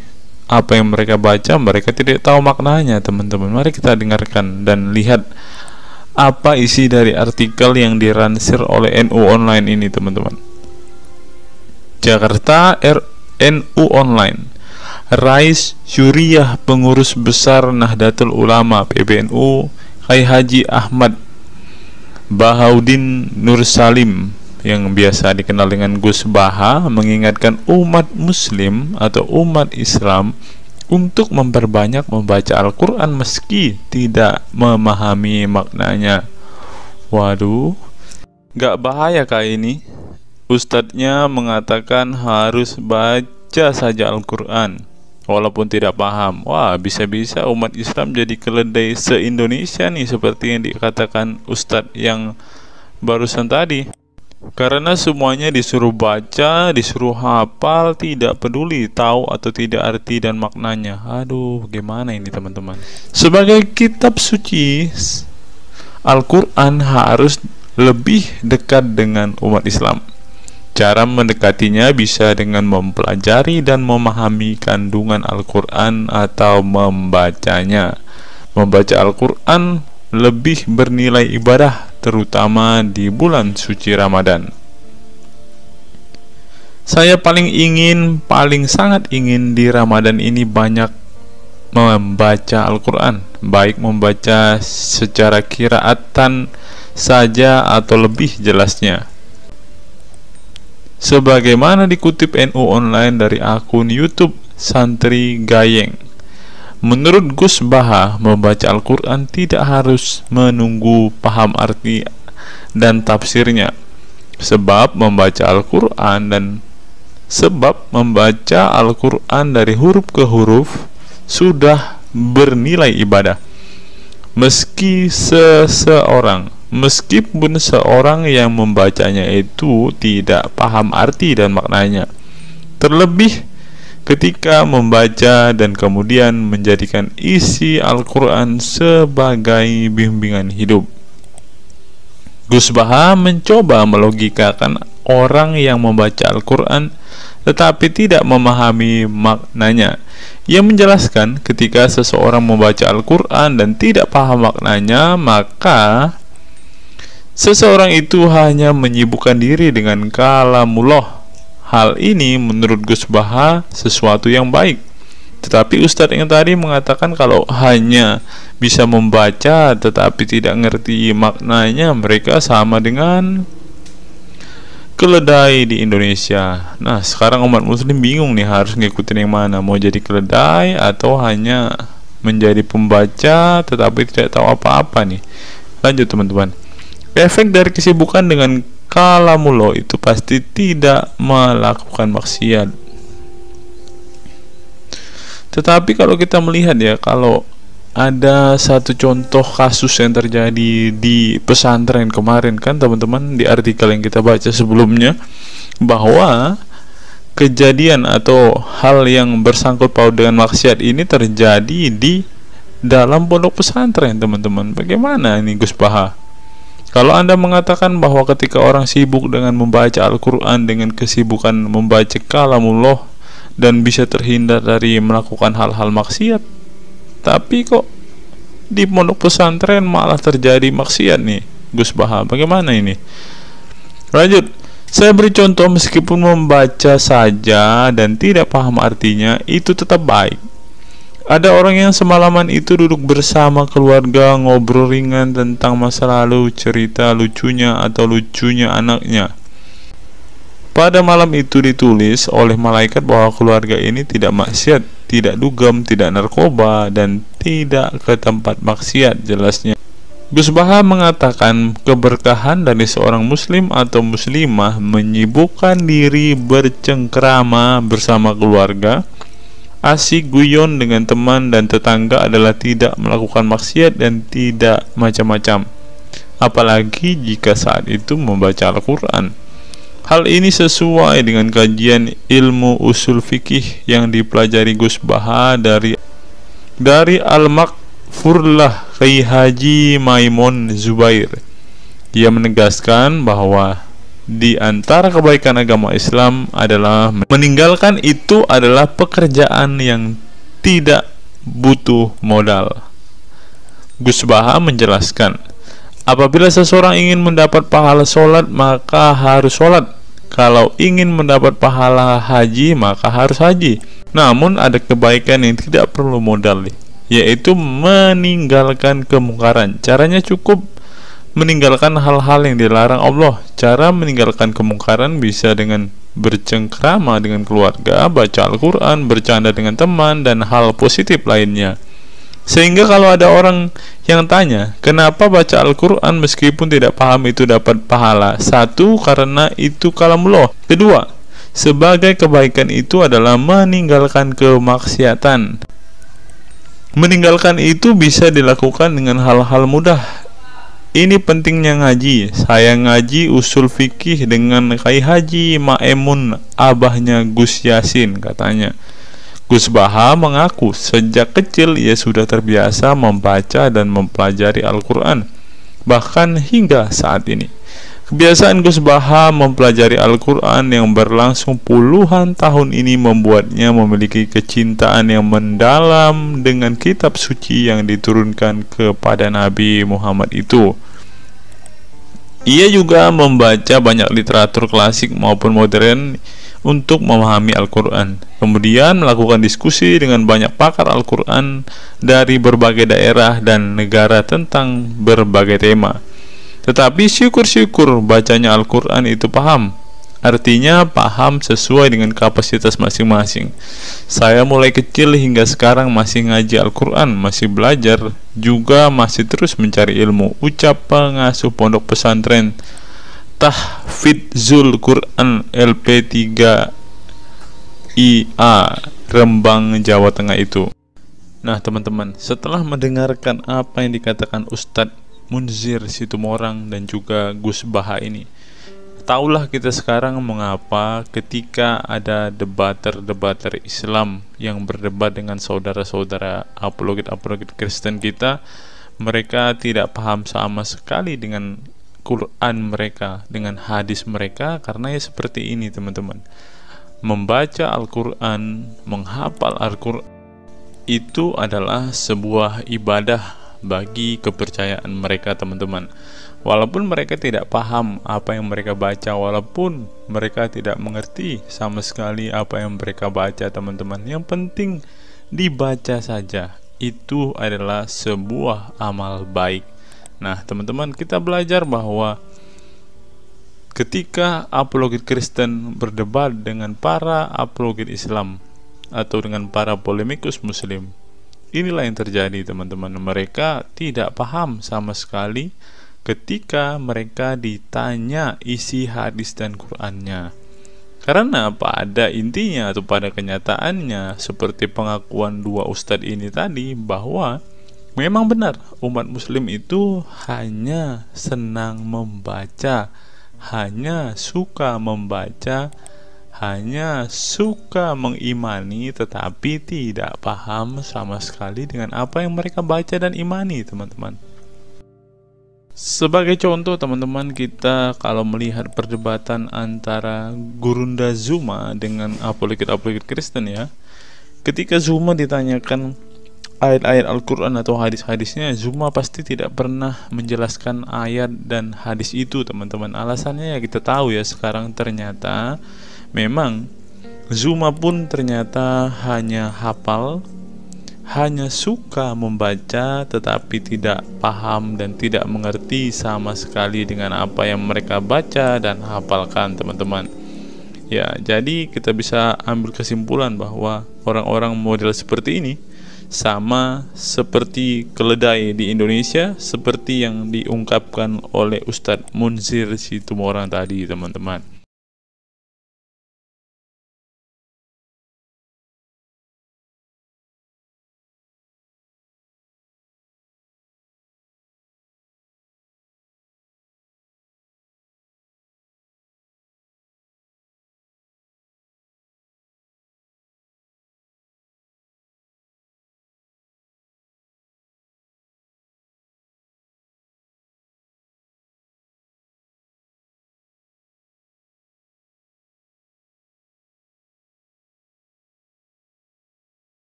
Fenomena pemurtadan dan kelompok Islam radikal. Sejumlah sarjana Islam mengemukakan hukuman seorang murtad adalah hak prerogatif Tuhan, bukan wewenang manusia. Masalah pemurtadan selalu menjadi isu penting dalam sejarah wacana keislaman. Dalam Islam, tindakan atau sikap seseorang muslim meninggalkan agama Islam, baik dengan perkataan maupun dengan perbuatan, disebut dengan ridah atau irtidad dalam bahasa Arab. Dan orang muslim yang melakukan tindakan ini disebut murtad. Nah, seperti yang dikatakan oleh Yakut tadi teman-teman, dengan mengatakan toa itu seperti gonggongan anjing, dia sudah murtad teman-teman. Itulah sebabnya saudara-saudara muslim menganjurkan dia untuk istighfar dan mengucapkan 2 kalimat syahadat kembali. Lanjut. Seorang dikatakan murtad belum tentu mereka pindah atau konversi ke agama baru. Bisa juga mereka kemudian memilih untuk tidak beragama, menjadi sekuler, ateis, agnostik, dan lain sebagainya. Masalah pemurtadan ini bukan hanya diskursus dan fenomena eksklusif dalam Islam saja, tetapi juga dalam agama-agama lain ya. Ada banyak pendapat di kalangan sarjana muslim tentang status riddah dan bagaimana seharusnya memperlakukan seorang murtad. Ada yang berpendapat riddah adalah masalah kepolitikan, bukan masalah teologi keagamaan, sehingga orang yang keluar dari Islam murtad tidak perlu dikenai hukuman apapun, termasuk hukuman pembunuhan. Karena itu akan bertentangan dengan doktrin Islam dan Al-Quran yang menggaransi kebebasan bagi seseorang untuk beriman dan beragama atau tidak beriman dan tidak beragama. Bagi mereka, sejarah hukuman pembunuhan bagi orang-orang yang keluar dari Islam lebih mengacu pada fenomena dan alasan sosial politik belaka. Dengan kata lain, kata murtad bagi mereka mengacu pada pengertian pembangkangan politik ketimbang pemberontakan teologis. Tak ada konsensus mengenainya. Tetapi ada pula yang berargumen bahwa masalah pemurtadan adalah masalah teologi keagamaan, sehingga orang yang mendeklarasikan diri keluar dari Islam harus dihukum bunuh seperti yang dipraktikkan oleh generasi Islam pasca wafatnya Nabi Muhammad. Menariknya, sejumlah sarjana Islam terkemuka, baik klasik maupun kontemporer, baik Sunni maupun Syiah, sebut saja seperti Muhammad bin Ahmad al-Saraki, Abu al-Walid al-Baji, Ibrahim al-Naqi, Ibnu al-Human, Buharuddin al-Mahinani hingga Ali Goma, Husin Ali Mutazir, Zafir Ahmad Gamidi, dan Torik Ramadan menyatakan tidak ada konsensus dari para ulama tentang hukuman bunuh bagi seorang murtad. Mereka juga menegaskan bahwa hukuman seorang murtad adalah hak prerogatif Tuhan, bukan wewenang manusia. Nah, sekarang kalau kita melihat, ada seorang ustadz mengatakan, Abdul Somad bilang, bagi yang murtad darahnya halal. Nah, gimana ya dengan Abdul Somad ini, teman-teman? Dia sudah tidak menghidupi apa yang diajarkan oleh pendahulu-pendahulunya, teman-teman. Lanjut, masalah sejarah dan fenomena pemurtadan dalam Islam ini dengan baik dikupas oleh Abdullah Said dalam Freedom of Religion, Apostasy and Islam, atau Taha Jabir Al-Wani dalam Apostasy in Islam, A Historical and Scriptural Analysis.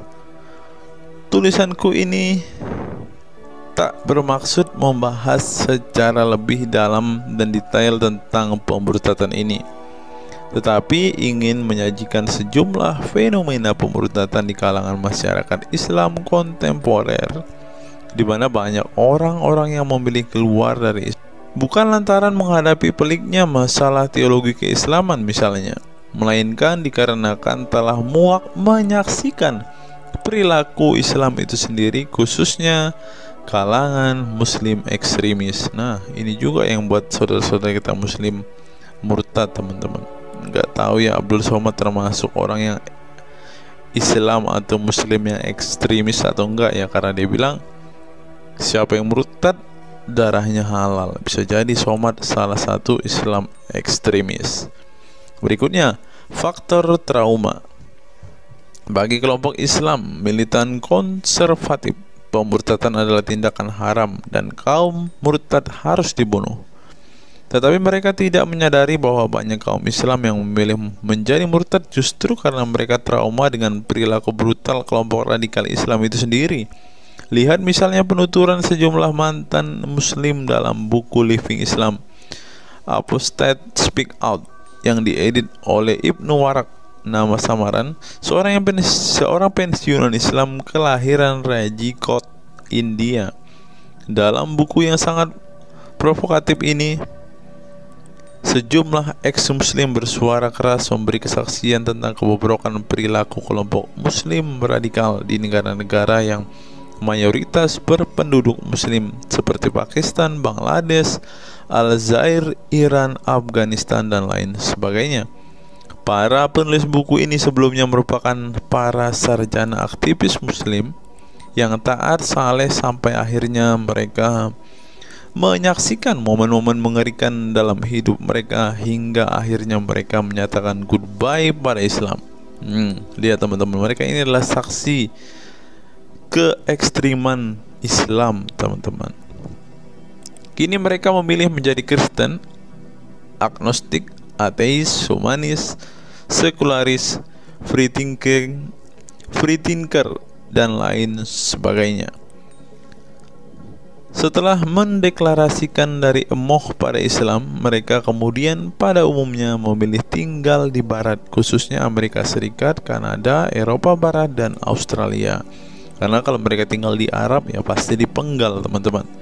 Sebagai suaka baru, mereka dengan pertimbangan satu, masalah ketidakamanan jika mereka tinggal di negara asal mereka, sebab seorang yang pindah agama dihukumi murtad dan mereka itu bisa dibunuh. Nah, benar apa yang saya katakan tadi kan, teman-teman. Yang kedua, lantaran di Barat ada jaminan soal kebebasan beragama. Nah, kalau di negara asal mereka hanya satu agama, teman-teman. Kalau mau meluk agama lain ya siap-siap dipenggal karena darahnya halal. Inilah ajaran Islam yang asli. Berikutnya, buku yang ditulis oleh kaum murtad ini penting untuk disimak sebagai kritik tajam atas tindakan radikalisme agama yang dilakukan oleh, meminjam istilah Muhammad Said Asmani, kelompok ekstrim yang sering menebarkan kekerasan dan kebencian dalam menyampaikan pesan-pesan keagamaan, tanpa disadari bahwa perilaku sadis dan barbar mereka telah menyebabkan sebagian umat Islam frustasi dan kehilangan kepercayaan terhadap agama mereka, kemudian memilih hengkang dari Islam. Ini menunjukkan bahwa masalah pemurtadan atau proses konversi tidak semata-mata masalah teologi keagamaan, tetapi juga sosial, politik, dan ekonomi.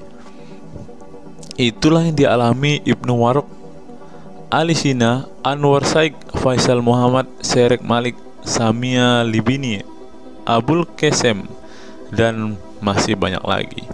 Semula mereka adalah para pemeluk Islam saleh yang kemudian memilih keluar dari agama ini setelah mereka mengalami dan menyaksikan peristiwa tragis dalam sejarah hidup mereka. Simak misalnya penuturan Ali Sina dalam Why I Live Islam, My Passage from Faith to Enlightenment.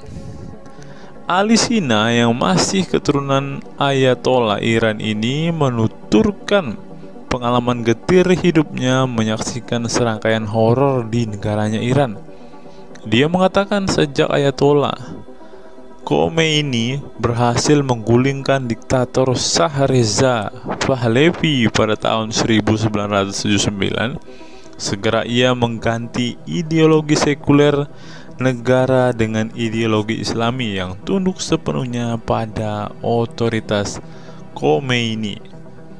Masih menurut Ali Sina, alih-alih ingin menegakkan kedaulatan dalam praktiknya, yang terjadi justru penegak kedaulatan Khomeini, di mana melalui agen rahasianya yang bernama Saza Mene Ate Laat Fa Amniate Keskharar, yang disingkat Sefak, dia dan para pendukungnya menghancurkan siapapun yang tidak mau tunduk pada otoritas politik keagamaannya, termasuk bekas sekutunya.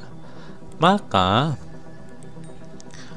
pada saat Imam Khomeini berkuasa, kata Sina, nyawa pun menjadi sangat murah. Ribuan orang Irak dibunuh sebagai efek perang teluk antara Iran-Irak. Ribuan pengikut Bahai Faith disiksa dengan tuduhan murtad, dan ribuan penduduk Iran yang menolak otoritas politik dan agama sang imam di penjara. Nasib kaum perempuan lebih tragis lagi. Sebelum dibunuh, mereka diperkosa oleh tentara syariat dengan alasan sebagai imbalan pembangkangan kepada sang ayatollah sekaligus tiket menuju surga. Ngeri teman-teman, tiket menuju surga. Peristiwa tragis semasa rezim Khomeini ini membuat Alisina trauma dan kehilangan kepercayaan terhadap Islam sehingga ia memilih murtad. Sekarang ia mendirikan Faith Freedom Foundation untuk mengadvokasi orang-orang yang ingin meninggalkan Islam. Selain Alisina, pengalaman getir juga dialami oleh Abul Qasim Bangladesh, Sherak Malik Pakistan, Anwar Saik Pakistan Bertain, Nadia dari Maroko, Samia Libina dari Tunisia, Azad dari India, dan masih banyak lagi. Setelah mengalami dan menyaksikan sejumlah peristiwa tragis kekerasan agama yang dilakukan kaum muslim radikal di negara mereka, mereka kemudian hijrah ke iman yang baru. Memang tidak bisa dipungkiri di negara-negara berbasis Islam itu telah terjadi sejumlah peristiwa sadis yang dilakukan sekelompok rezim muslim militan dan kaum radikal agama demi ambisi politik kekuasaan mereka. Atas nama agama dan penegakan syariat Islam, mereka melakukan serangkaian teror dan kekerasan terhadap kelompok minoritas dan lawan-lawan politik agamanya. Penulis perempuan Mesir Bad Ye'or telah menunjukkan dengan baik sebagian dari sejarah gelap radikalisme kelompok militan konservatif terhadap kaum minoritas ini dalam buku The Decline of Eastern Christianity Under Islam From Jihad to Dhimmitud. Dalam buku ini, dia berpendapat bahwa konsep dhimmi, khususnya Kristen dan Yahudi yang secara literal mengacu pada definisi protected people, orang-orang yang dilindungi, dalam realitasnya justru menjadi kelompok yang diperas, dieksploitasi karena di samping dipaksa membayar pajak pada pemerintah, mereka tidak pernah menikmati hak-hak sipil sebagai warga negara. Di negara-negara berbasis syariat Islam, mereka memang menjadi warga negara kelas 2, kalau bukan malah tidak berkelas lagi. Tidak hanya non-muslim saja, kaum muslim yang kebetulan berseberangan dengan ideologi dan aliran keagamaan rezim penguasa, baik rezim Sunni maupun Syiah, juga mendapat perlakuan kejam dan diskriminatif. Sebagian dari kaum muslim yang dizolimi oleh rezim Islam ekstrem ini masih bertahan memeluk Islam. Tetapi sebagian lain lebih memilih kabur ke negeri lain dan emoh memeluk Islam lagi. Ilustrasi di atas merupakan peringatan keras sekaligus memberi pelajaran berharga bagi umat Islam. Dengarnya saudara-saudara Islam, khususnya kelompok muslim militan konservatif yang selama ini getol berdakwah dengan cara-cara kekerasan dan intoleran. Perilaku brutal dan aksi-aksi kekerasan yang mereka lakukan tidak hanya menyebabkan simpati publik terhadap kaum muslim merosot atau melorotnya tingkat kepercayaan publik terhadap Islam sebagai agama damai, toleran, pluralis, dan rahmatan lil alamin. Tetapi lebih dari itu, tindakan konyol kaum radikal agama ini telah menyebabkan pemurtadan sebagian umat Islam itu sendiri. Kedepan kaum muslim harus menebarkan Islam dengan cara-cara damai, santun, dan toleran, bukan dengan tindakan keras, kasar, dan intoleran yang justru merugikan Islam dan kaum muslim itu sendiri. Jika memang Islam itu agama rahmat bagi alam semesta, maka buktikan itu dengan tindakan nyata. Wallahu alam bishawab. Nah, Itulah fakta-fakta yang bisa saya sampaikan pada kesempatan hari ini, teman-teman. Kiranya fakta-fakta ini dapat membuat kita semua sebagai umat Kristen semakin bersemangat berdoa, terlebih memberitakan Injil kepada saudara-saudara muslim kita yang benar-benar rindu, yang benar-benar ingin dan haus mendengarkan kabar baik, teman-teman. Karena Alkitab memang mengatakan ada orang-orang yang hatinya sudah tertutup untuk Injil dan mereka tidak akan pernah mendengarkan kabar baik itu. Bagi saudara-saudara muslimku, segeralah murtad, karena sesuai dengan apa yang kita bacakan hari ini, banyak sekali fakta-fakta yang di luar nalar yang bisa menjadi alasan kalian untuk meninggalkan agama Islam.